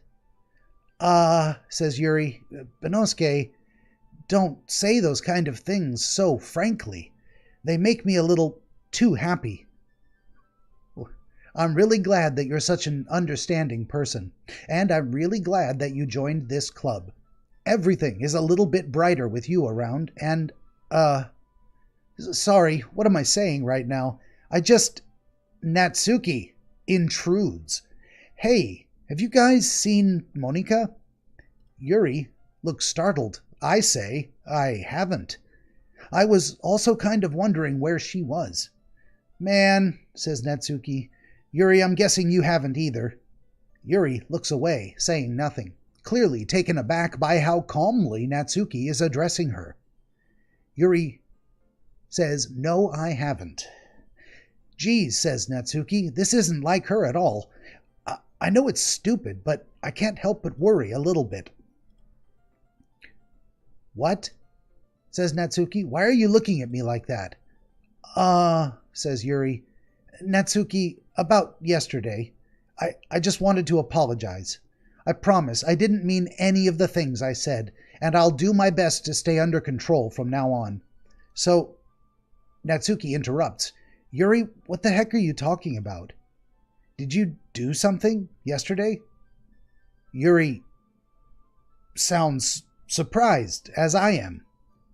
Geez, says Natsuki, whatever's on your mind, I'm sure it was nothing.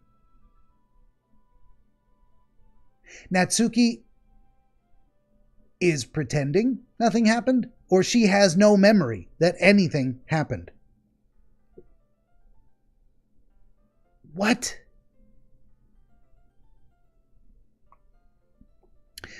She doesn't strike me as the crafty type.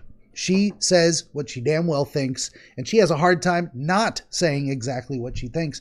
I don't think she's being disingenuous. I don't think she's putting us on. I think she is mind wiped. Just her. Not me, not Yuri. Natsuki's brain has been vacuumed. We don't know why.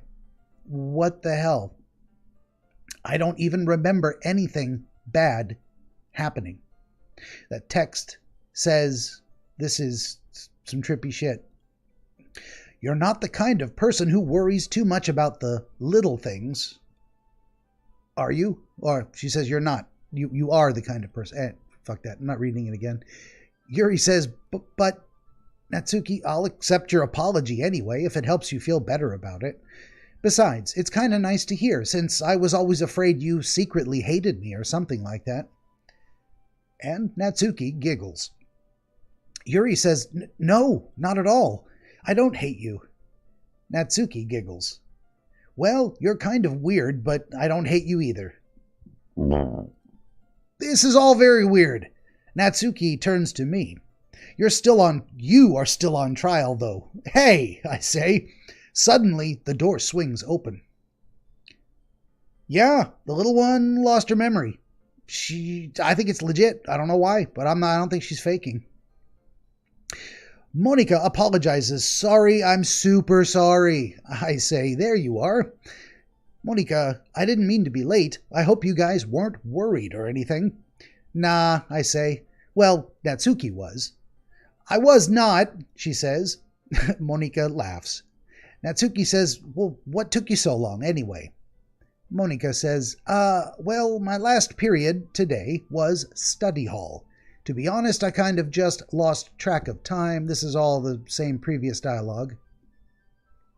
That doesn't make sense. You would have heard the bell. I was practicing piano. Piano? I wasn't aware you played. Ah, don't give me more credit than I deserve. I've been practicing. I'm not very good, but still, that requires a lot of dedication, and I'm impressed. And she makes the little snick again, the snick flounce. Ah, thanks. You should play something for us, says Natsuki. Monica declines and looks at me. Well, I am working on a song, but it's not done yet. Maybe once I get a little bit better, I will. And I say, that sounds cool. I will look forward to it. She seems pleased. Is that so? In that case, I won't let you down, Benosuke.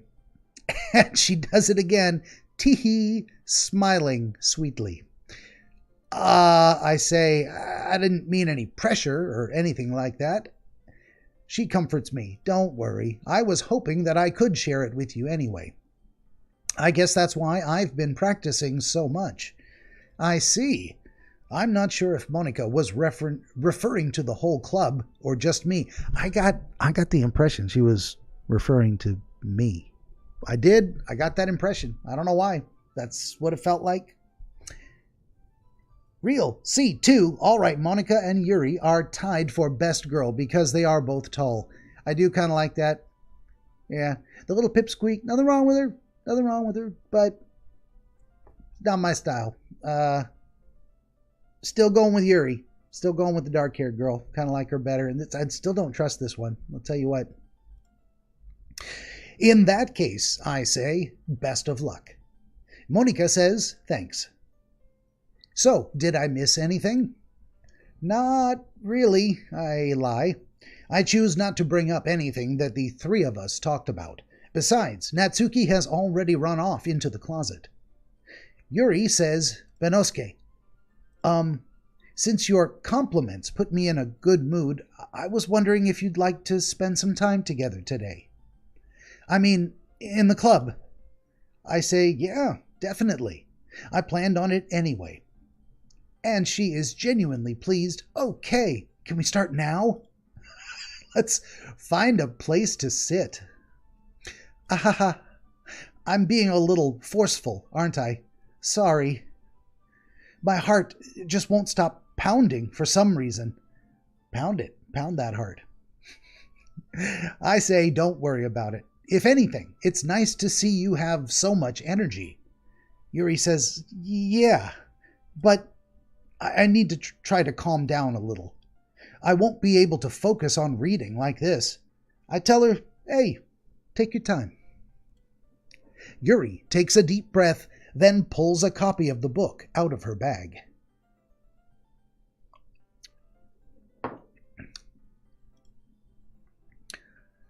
Actually, she says, I have a request. Do you mind if I make some tea first? Not at all, I say. And she says, thank you very much. If there's one thing that can make my reading time here any better, it's a nice cup of tea. Not to mention for yourself as well. Yuri stands up and makes her way to the closet. I follow and watch as she retrieves a small water pitcher from the shelf, the kind with a filter inside. Yuri says, can you hold this for a moment? I say, sure. Yuri hands me the water pitcher and also fetches an electric kettle. That sounds like an Uncle Eero quote. Excuse me while I whip this out. Yuri says I'm going to plug this in at the teacher's desk and then I'll go get some water. She walks past me and sets the kettle down on the teacher's desk. I simply watch her movements.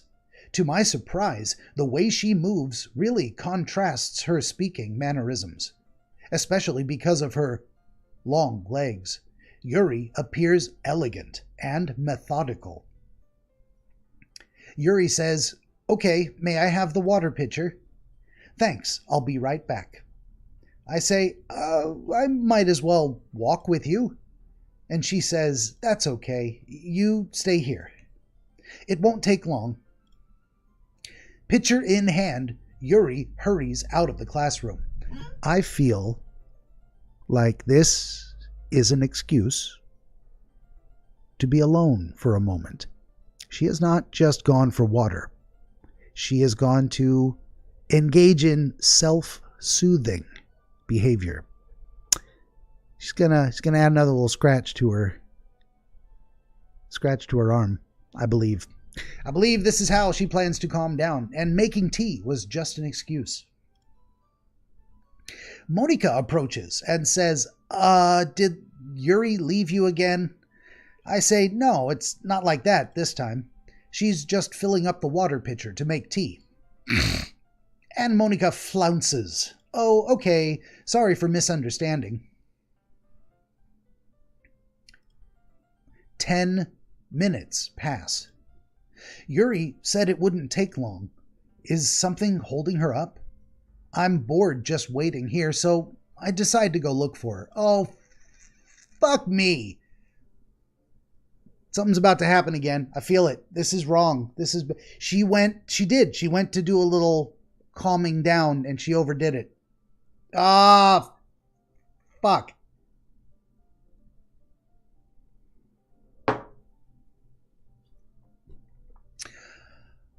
I say to myself out loud, let's see. The most logical place for Yuri to be would be the nearest water fountain. I start heading down the hallway. Ha, ha, says an unknown voice. Ha, ha. The voice continues. What's that noise? It's coming from around the corner. It sounds like breathing. Kuh, says the voice. A sharp inhale, like someone is sucking the air through their teeth. Are they in pain? I reach the corner and peer. I don't want to look around the corner. I don't want to look. Don't make me look. Fuck. I say, Yuri? Oh! I knew it! Oh, look at her! Look at her arm! Oh, God. Yeah, says Yuri. I reach the corner. Sure. Ha! What? Fuck. Logical. Oh, no! Is something... I'm back, says Yuri. That happened. They're not taking that away from me. I saw it. That happened. And now suddenly she's back like nothing happened. What? What is going on? Thanks for waiting patiently, she says, like I didn't just see what I saw.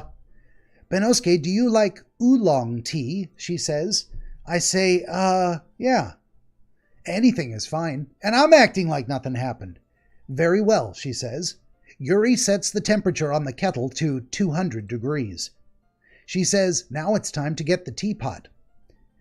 I say, you really do this properly, don't you? Of course, she says. I shouldn't do it any less when I'm making tea for others. Oh, Yuri! I expected to find her dead. Not yet, but apparently that's happening. Well, I don't like that either now. I mean, I kind of suspected she did it. I believe she probably did. But now that I've seen it, I don't want that either. I don't want the depressed girl that killed herself. I don't want the cutter. I made a choice. I'm sticking with it. We're going for Yuri this time. Just 'cause. But that's not so cute. All the scars? I called it, though. I said she left the room to go soothe herself in her own way. Jesus H. Moving on. I say, even if I'm not an expert on tea or anything, Yuri giggles.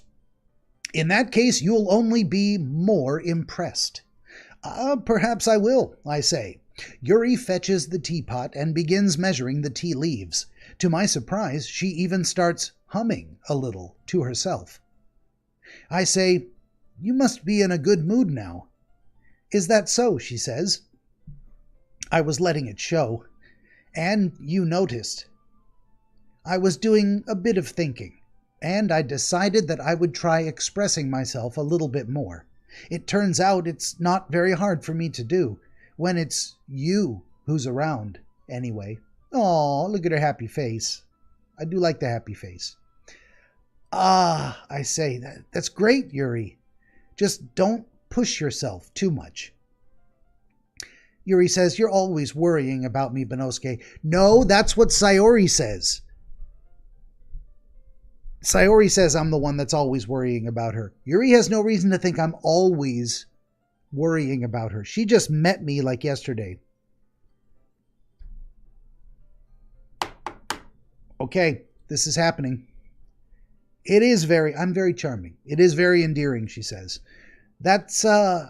Yuri wasn't kidding. I don't even know if I can keep up with this. I watch Yuri pour a cup of tea for each of us. Yuri says, Benosuke, I have another request. Do you mind if we sit on the floor today? Eh? I ask. Why's that? Yuri replies, it's a little bit easier on my back. Wait a minute. I just want to appreciate that sentence for a moment. Yuri says, I can read with my back against the wall rather than bending over at my desk. Okay. A little disappointing, but fair enough. I say, sorry, I didn't realize. She says, no worries. I just have back pain fairly regularly, so I do my best to manage it. Benosuke asks, is that so? I wonder why that is. It's because she's very top-heavy, let's say. It's most likely because of and she stops. I save her. Your posture, right? Real C2 knows it. I wonder why that is. Lamau. Always hunched over while reading. Yes, she says, I have terrible reading posture. So that's why we should sit on the floor. Fair enough, I say. I'll go ahead and get the book. I retrieve the book from my bag. I have some chocolate as well. It's a bag of small chocolate candies. I take it, since it'll go well with the tea. Yuri and I then sit against the wall, teacups at our sides. As if in sync, we assume the same reading position as last time, each holding one half of the book. Except this time, our bodies are even closer to each other. I can't see too well, says Yuri. I don't know what to say. She slides a little closer until our shoulders are touching. How am I supposed to focus on reading like this? Yuri was always kind of cute, but when she's being less apprehensive, it's almost more than I can handle.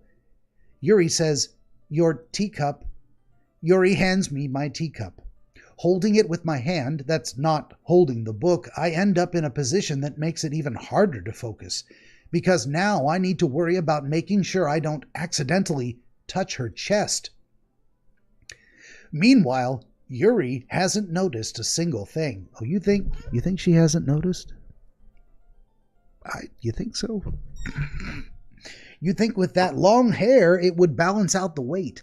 Maybe she needs to tie, what are those, ankle weights to her hair to keep her posture up. Accidentally. I'm going to tell you, if I get the opportunity, there will be an accident. I'm just saying.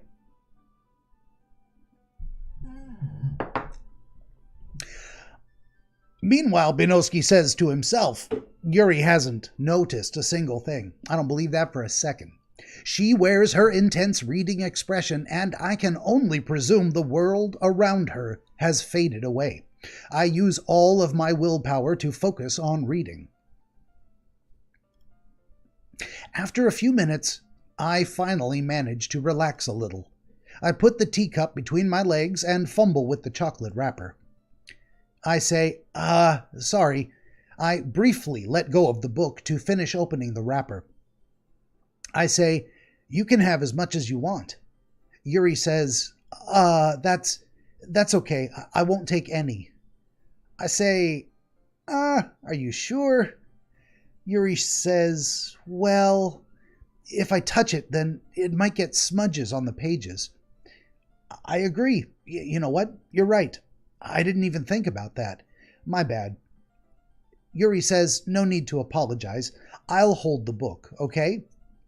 I say, are you sure? She says, of course. And there we are. Yuri opens the book with both hands. She holds it so that I don't have any harder of a time reading from it. But as a result, Her left arm is practically resting on top of my leg. I say, well, in that case, Yuri is already totally focused on reading again. I take a chocolate candy and pop it in my mouth. Then I take another chocolate and hold it up to Yuri. She doesn't even look away from the book. She simply parts her lips, as if this situation was completely natural. But that means I can't stop here. I apprehensively place the chocolate in her mouth. Just like that, Yuri closes her lips over it. It's getting pretty intense. I'm gonna pause a moment, just appreciate what's happening.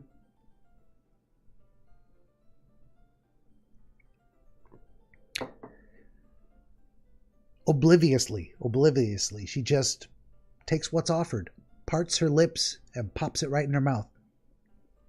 She sure does. Eh, says Yuri. Yuri's expression suddenly breaks. She says, did I just... Yuri looks at me like she needs to confirm what just happened.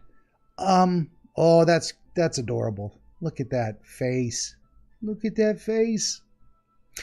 Benosuke, says Yuri. I'm sorry, I say. I guess I shouldn't have done that. Says Yuri. Yuri starts to breathe heavily. Says Yuri. I can't. Benosuke. Suddenly, Yuri forcefully grabs my arm and jerks me to my feet. My teacup gets knocked over. Benosuke, says Yuri. My heart. Why did everything go dark? What is happening here? My heart won't stop pounding, Benosuke. I can't calm down. I can't focus on anything anymore. Can you feel it, Benosuke? We're at this part. What is this part? Oh no, don't tell me. G4LXY Galaxy. Mr. Galaxy, thank you for joining. Or Mr. or Mrs. as the case may be. Oh, can you feel it, Benosuke? She says. Yuri suddenly presses my hand against her chest. Why is this happening to me? She says. The whole game is pounding like her heart. I feel like I'm losing my mind, she says. I can't make it stop. It even makes me not want to read. I just want to look at you. Oh, look at that face!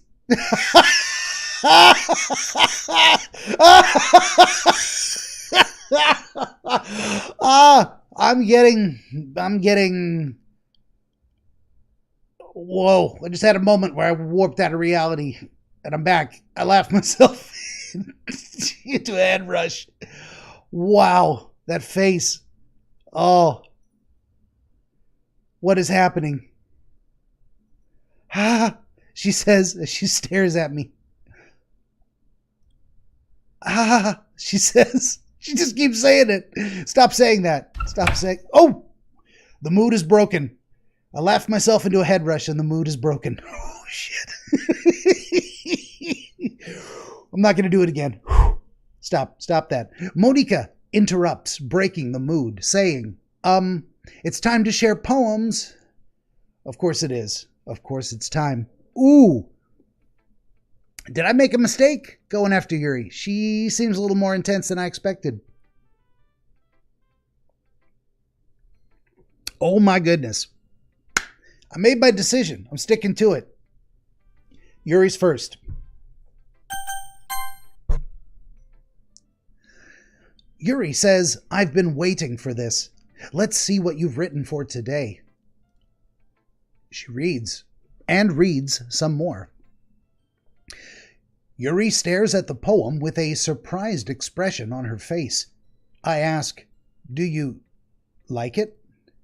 She says, Benosuke, this one might be even better than yesterday's. She says, how did you even pick up on this so quickly? Just yesterday I was telling you the kind of techniques worth practicing. I said, maybe that's why? You did a good job of explaining.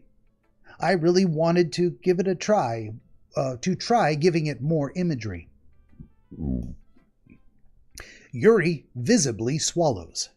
Even her hands appear sweaty. She says, that makes me so happy.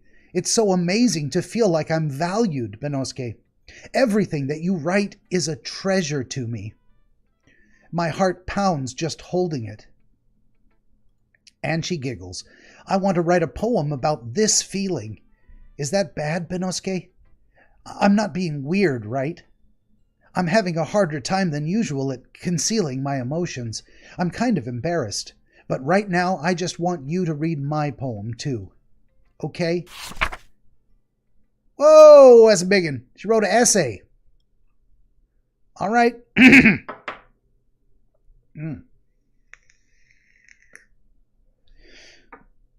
This is happening. I can't read that so well.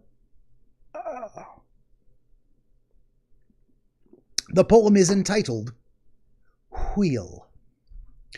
A rotating wheel, turning an axle, grinding, bolt head, linear gearbox, falling sky, 7 holy stakes, a docked ship, a portal to another world, a thin rope tied to a thick rope, a torn harness, parabolic gearbox, expanding universe, tune controlled by slipping cogwheels, existence of God, swimming with open water in all directions, drowning, a prayer written in blood, a prayer written in time-devouring snakes with human eyes. That's a good line. That's a good line. A thread connecting all living human eyes, a kaleidoscope of holy stakes, exponential gearbox, a sky of exploding stars, God disapproving the existence of God, a wheel rotating in 6 dimensions, 40 gears and a ticking clock, a clock that ticks 1 second for every rotation of the planet, a clock that ticks 40 times every time it ticks every second time, a bolt head of holy stakes tied to the existence of a docked ship to another world, a kaleidoscope of blood written in clocks, a time-devouring prayer connecting a sky of 40 gears and open human eyes in all directions, breathing gearbox, breathing bolthead, breathing ship, breathing portal,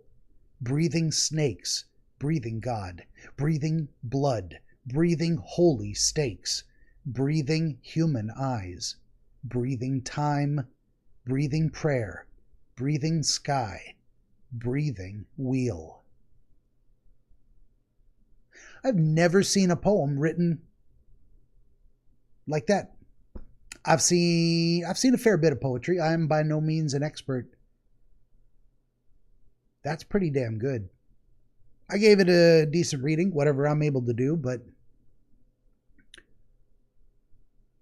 that one, it leaves you feeling something. It sure does. I just got to take a minute after reading these sometimes and kind of let myself feel them.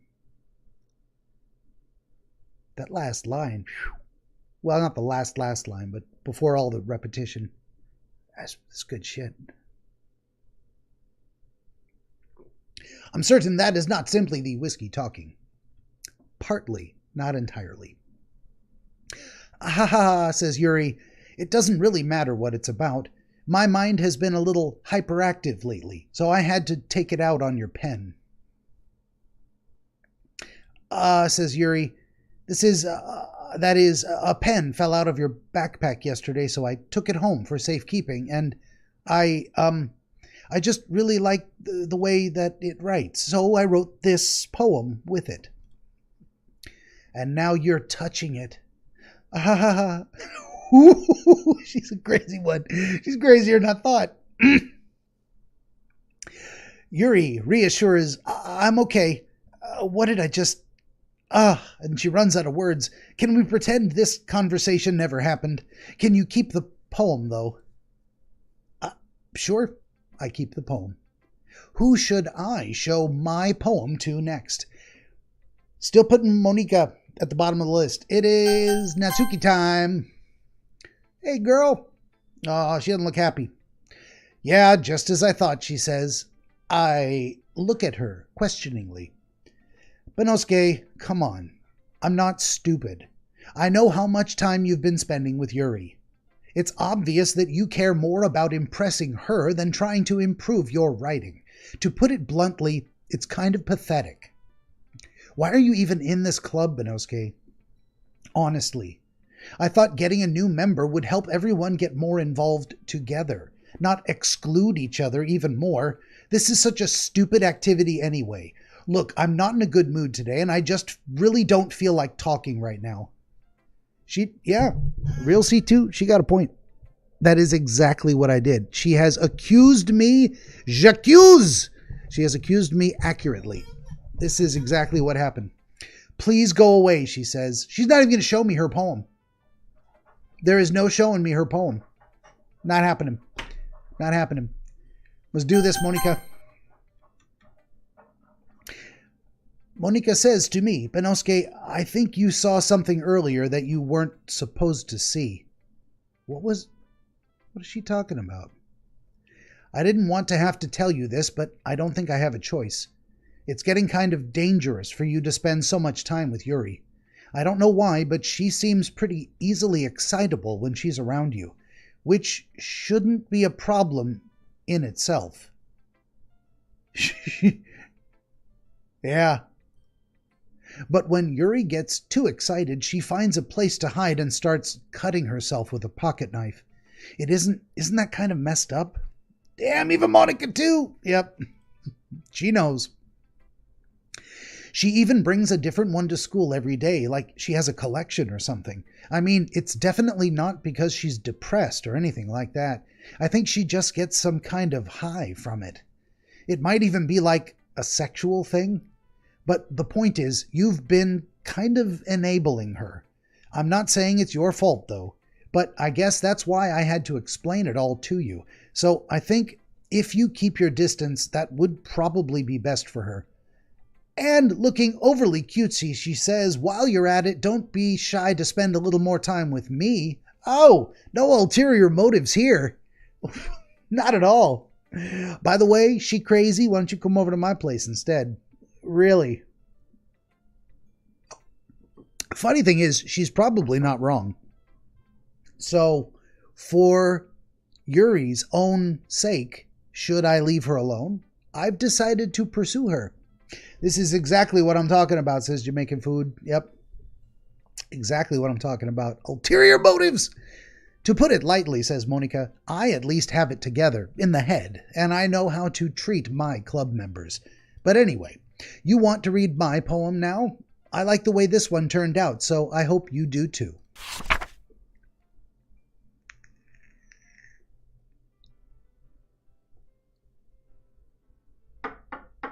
Okay, this is more like the one she shared with me last time. It says, the title, Save Me. The colors, they won't. Bright, beautiful colors.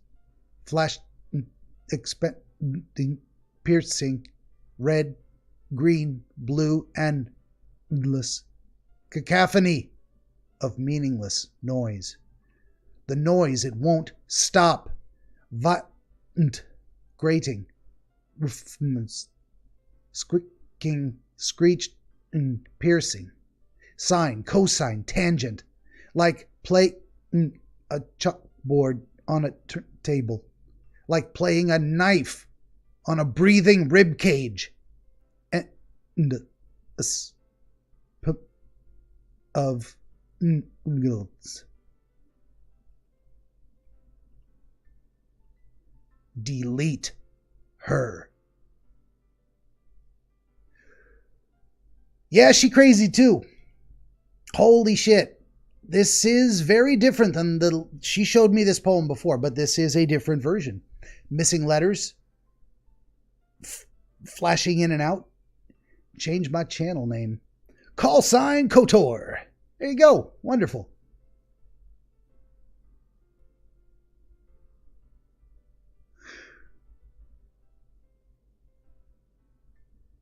I don't know what to make of this. Like playing a knife on a breathing rib cage. She crazy too. I'm C2, says callsign KOTOR. There you go. Wonderful. Thanks for letting me know. I would have thought maybe you were someone else.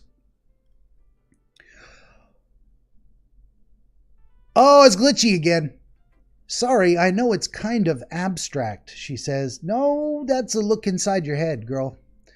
I'm just trying to, she says, well, never mind. She's trying to get my attention. Delete who? We already lost one. We lost Sayori. I don't know why. I don't know what's going on. Natsuki's losing her memory. Yuri is way more intense than I expected. I thought it was kind of cool at first, but like that's more than I can handle. Monika continues. There's no point in explaining. Anyway, here's Monika's writing tip of the day. She's trying to get into your bed. Maybe so. What is she going to do there, though? None of these girls seem remotely stable. Sometimes you'll find yourself, she says, facing a difficult decision. When that happens, don't forget to save your game. I'm going to laugh myself into a head rush again. If I ever like pass out on camera, I've laughed way too hard and I'm not coming back until my oxygen gets to the brain again.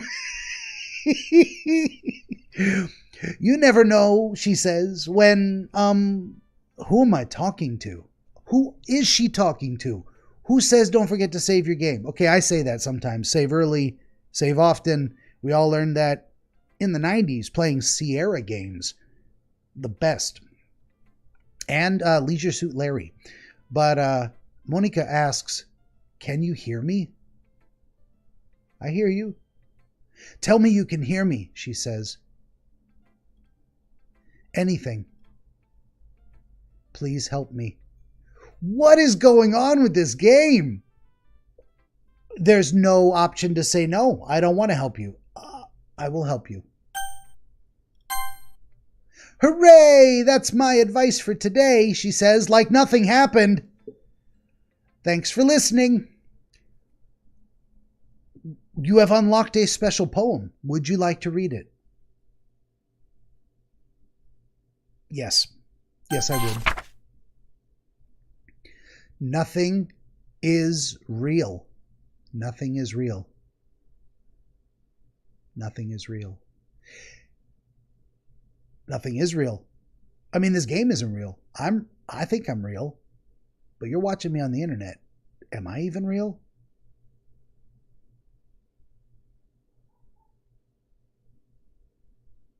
Nothing is real. Nothing is real in this game. I mean, the game isn't real, yes. But the game isn't even making sense. There are literally characters deleted. I'm living the story over again. There's crazy girls cutting themselves. Monika is reaching out to me to say, help me, save me from what?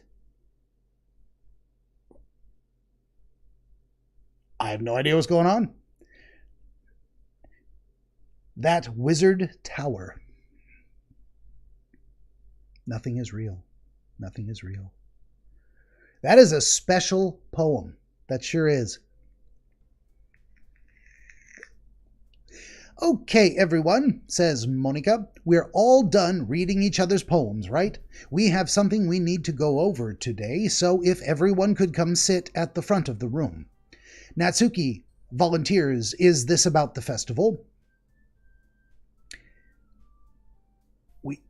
Jamaican food, damn, guess we are just pieces of pixels. Yeah?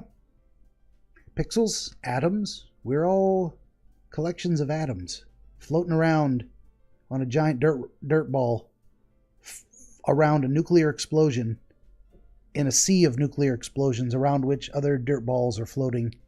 Some crazy shit. If you stop and think about it. And here we sit inside at a computer looking at stories told to us by other people. That's the most interesting thing about being alive, I think. The natural world is beautiful, it's great, but stories told by other people, told to us for our entertainment, that's something worth living for, I think. You never know. This is This game's a trip, man. This game's an experience. I like being confused. I like not knowing what's going on. I like saying, what the fuck is going on? I am enjoying the experience. Monica continues, well, sort of. Natsuki interjects, ugh, do we really have to do something for the festival? It's not like we can put together anything good in just a few days. We'll just end up embarrassing ourselves instead of getting any new members. Yuri chimes in, that's a concern of mine as well. I don't really do well with last-minute preparations. Monica says, don't worry so much. We're going to keep it simple, okay? Look, I know everyone's been a little more lively ever since Benosuke joined, and we've started with some club activities, but this isn't the time for us to become complacent. We still have only 4 members, and the festival is our only real chance to find more, you know? Natsuki says, what's so great about getting new members anyway? We already have enough to be considered an official club. More members will just mean everything gets noisier and more difficult to manage. She's not wrong. Although Monica disagrees. Natsuki, she says, I don't think you're looking at it the right way at all. Don't you want to share your passion with as many people as you can? To inspire them to find the same feelings that brought you here in the first place. The Literature Club should be a place where people can express themselves like they can't do anywhere else. And it should be a place so intimate that you never want to leave. That has a creepy vibe to it, too. It sure does. Excuse me. Monica continues, I know you feel that way, too. I know we all do. So that's why we should work hard and put something together for the festival, even if it's something small. Right, Benosuke? I say, Natsuki interrupts. Oh, come on. You can't take advantage of Benosuke to agree with you just because he doesn't know how to say no to anything. Look, Monica, says Natsuki, do you really think any of us here joined the club with other people in mind? Yuri never even talked until Benosuke joined. As for me, I just like it better here than I do at home. And Benosuke isn't even passionate about literature in the first place. And that's everyone. Sorry, but you're really the only one who's so interested in finding new members. The rest of us are fine like this. I know you're president and all, but you should really consider our opinions for once. Monica looks disheartened, clearly taken aback by Natsuki's words. That's not true at all, she says. I'm sure Yuri and Benosuke want to get more members too. Right? Yuri says nothing. Benosuke says nothing. I don't know about Yuri, but I'm kind of indifferent. If I showed as much enthusiasm as Monica wanted, then I would probably be lying. Still, if it's up to me to rescue this situation, I clear my throat. Monica says no. Natsuki's right, isn't she? This club, it's nothing more than a place for a few people to hang out. Why did I think that everyone here saw it the same way I do? But, I say, that doesn't mean that we're against getting new members or anything. Monica says, Benosuke, why did you even join this club? What were you hoping to get out of it? Well, I say, not wanting to be entirely honest, that's not really something I can be honest about, is it? Monica says, in fact, if I remember, you weren't even given a chance not to join. Monica sits down and stares at her desk. What's the point of all this anyway, she says. What if starting this club was a mistake? I don't know what to say. But Yuri saves the day. Now you've done it, Natsuki. What? Me? Says Natsuki. I just spoke my mind. Is it a crime to be honest? Yuri says it's not about being honest. It's about word choice. Besides, you have no right to speak for everyone else in the club like that. Natsuki says, you don't understand at all. I just want a place that feels nice to hang out with, a few friends. Is there a problem with the club being that for me? There aren't many other places like that for me. And now Monica wants to take it away from me. She's not taking anything away, I say. No, Benosuke, says Natsuki, it's not the same. It won't be the same with the direction she wants to take it. If I wanted that, then I could have just joined any other stupid club. But this one, I mean, at least for a little bit of time, things were nice. Natsuki starts packing up her things. I'm going home, she says. I feel like I don't belong here right now. Yuri says, Natsuki.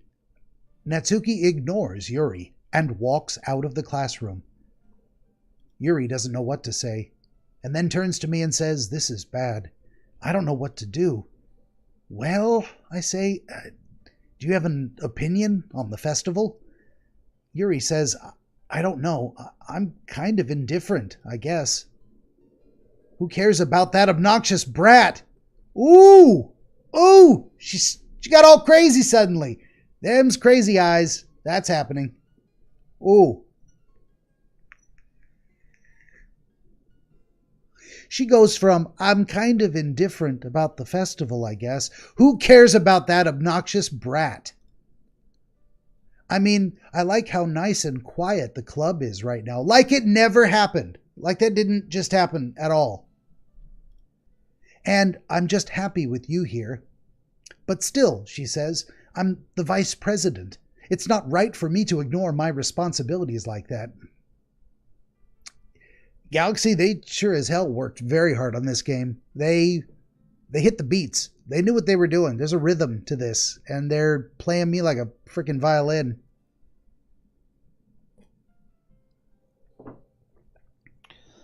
It's not right for me to ignore my responsibilities. Nobody would cry if she killed herself. Is she saying this? Is she saying this to me and not showing any awareness that she's doing it? Is this all in my head? Am I the crazy one? I feel like I'm the crazy one. Oh! That was a splooshy eyeball. It burst in my face. Yuri continues, as if nothing happened. I should do my best to consider everyone's perspective and make the decision that's right for the club. But what about you, Benosuke? What do you want to get out of this club? Yuri repeats the same question as Monica. Yuri, I want to get you.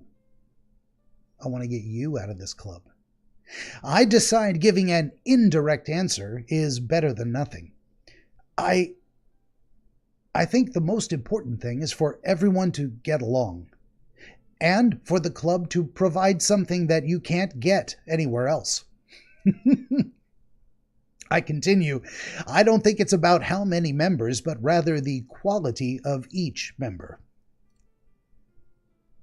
That's what will end up making the literature club a special place. Yuri says, I see. I really agree with you. Each member contributes their own qualities in a special way. Whoa! I'm trying to read and she's dripping blood out of her eye. Stop that. Stop dripping blood out of your eye. With each change in members, she says, the identity of the club as a whole will change too. I don't think that's necessarily a bad thing. They can stop dripping blood out of her eye any second. I don't like that at all. She continues, as if she's not bleeding from the eyes, stepping out of your comfort zone once in a while. So if you would like to help Monica with the festival, then I'm on your side as well. All right, I say. Well, maybe we can talk to Natsuki tomorrow. Yuri nods, and her eye stopped bleeding. It did. Oh, I'm just staring at her, waiting for it to start again. Come on. Monica jumps up. Hey, Yuri. Says Yuri. Monica continues, I know things were a little awkward yesterday, but I feel like you deserve to know that I still think you're a wonderful vice president, and also a wonderful friend. Yuri looks genuinely pleased. Monica, she says, but Monica interrupts. I want to do everything I can to make this club the best ever. Okay? Yuri says, me too. Yeah, says Monica. Let's all go home for today. We'll talk about the festival tomorrow. Yuri says, okay, I look forward to it. Shall we go, Benosuke? Says Yuri. Monica says, please don't take this the wrong way, but I'm going to chat a little bit with Benosuke before we leave, just to see what he thinks of his time here and all that. It's important to me as president. Yuri looks disappointed, but says nothing. Oh, she looks a little troubled, but doesn't protest. Yuri says, okay, I trust your judgment, Monica. In that case, I'll see the two of you tomorrow. See you tomorrow, says Monica. So down tremendous. Monica waves as Yuri exits the classroom. Phew, says Monica. Things have been a bit hectic lately, haven't they? Benosuke, I just wanted to make sure you are enjoying your time at this club. I would really hate to see you unhappy. It's getting frizzy again. She says, I feel kind of responsible for that as president, and I really do care about you, you know. Oh, they're all creepy. I knew I got a weird vibe. She's just as creepy as the rest of them. She just covers better. I don't like seeing the other girls give you a hard time. With how mean Natsuki is and everything, and Yuri being a little bit, she flounces, and I still don't trust it. Sometimes it feels like you and I are the only real people here.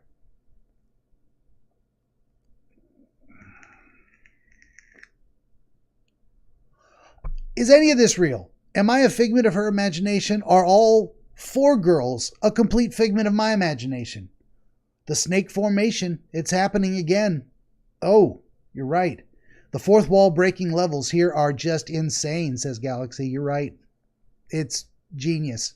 This is legit. This game is really well done. You know what I mean, says Monica, that we're the only real people here. But it's weird because in all the time you've been here, we've hardly gotten to spend any time together. I guess it's technically only been a couple of days. Sorry, I didn't mean to say something weird. There are just some things I've been hoping to talk about with you. Things I know only you could understand. At this point, we're in the fifth wall. You're damn right. So that's why... Wait, not yet. Not yet, what? What just happened? That's not the first time that happened on this second loop. Monica comes in, interrupts, wants to talk with me, and the game involuntarily forces an end, fades out, and this time she was aware of it. She was aware of the fading, that it was happening. I don't know what's going on. I have no idea, but this is probably a good time to stop. I'm drunky enough and I can't think anymore. I'm going to compose another poem. We'll do that next weekend, Saturday. We're going to save the game. If I could not choose Yuri, who would I choose? That's tough because I think they're all crazy at this point. I think I would just run the hell away from all four of them. But at this point, honestly, Natsuki looks like the least crazy, but probably just because I haven't seen her special brand of crazy yet. I can't pick Sayori. My heart goes out to her, but that's too much responsibility. Being the one person someone lives for, their entire existence is dependent on how you feel about them. That's too much pressure. Yuri, I don't even think I'm that stuck on her anymore just because she's a little too intense. I thought it was kind of hot in the beginning, the kind of morose, you know, goth girlfriend vibe. She's I think she'd probably kill me, honestly. I think Yuri would kill me and smear my blood all over her, and it would be the most intense orgasm of her life. Monica, I still don't trust her. Although I'm getting the idea, Galaxy's a Natsuki fan, the mommy vibes. There's mommy vibes. There are. Monica, I still don't trust her. She does seem to be the most normal out of all of them. She's a little fake. Maybe we all are. But I get this untrustworthy vibe. Then it throws me for a loop. It throws me into this, I'm going to the main menu. Are you sure you want to return to the main menu? Yes. It just threw me, whoa. There, yep. There's that girl messed up.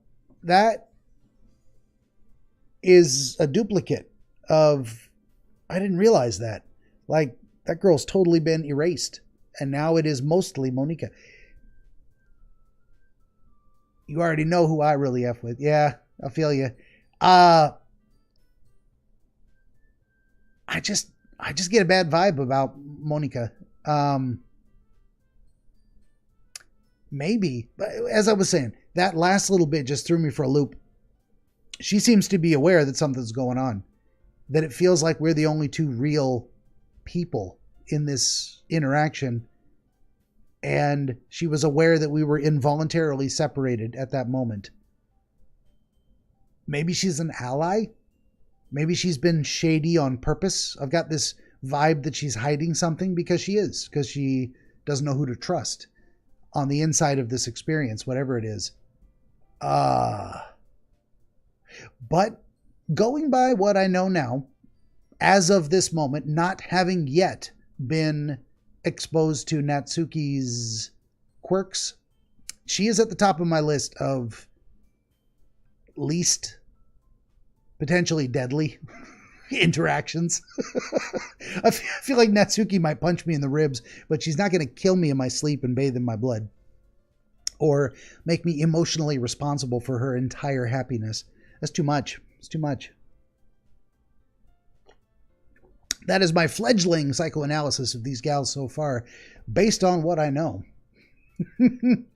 All right, we're gonna hit the outro, and I'm gonna say, hey, thanks for watching, and booyah! Look at that, historical dream literature for sale. Please like, share, subscribe, tell your friends, share this stuff all over the place. More people need to know. I stream. I do the dream interpretation, and I stream video games. So, yep. Good night, bro. See ya. It says call sign KOTOR, and thanks for watching. I appreciate your time.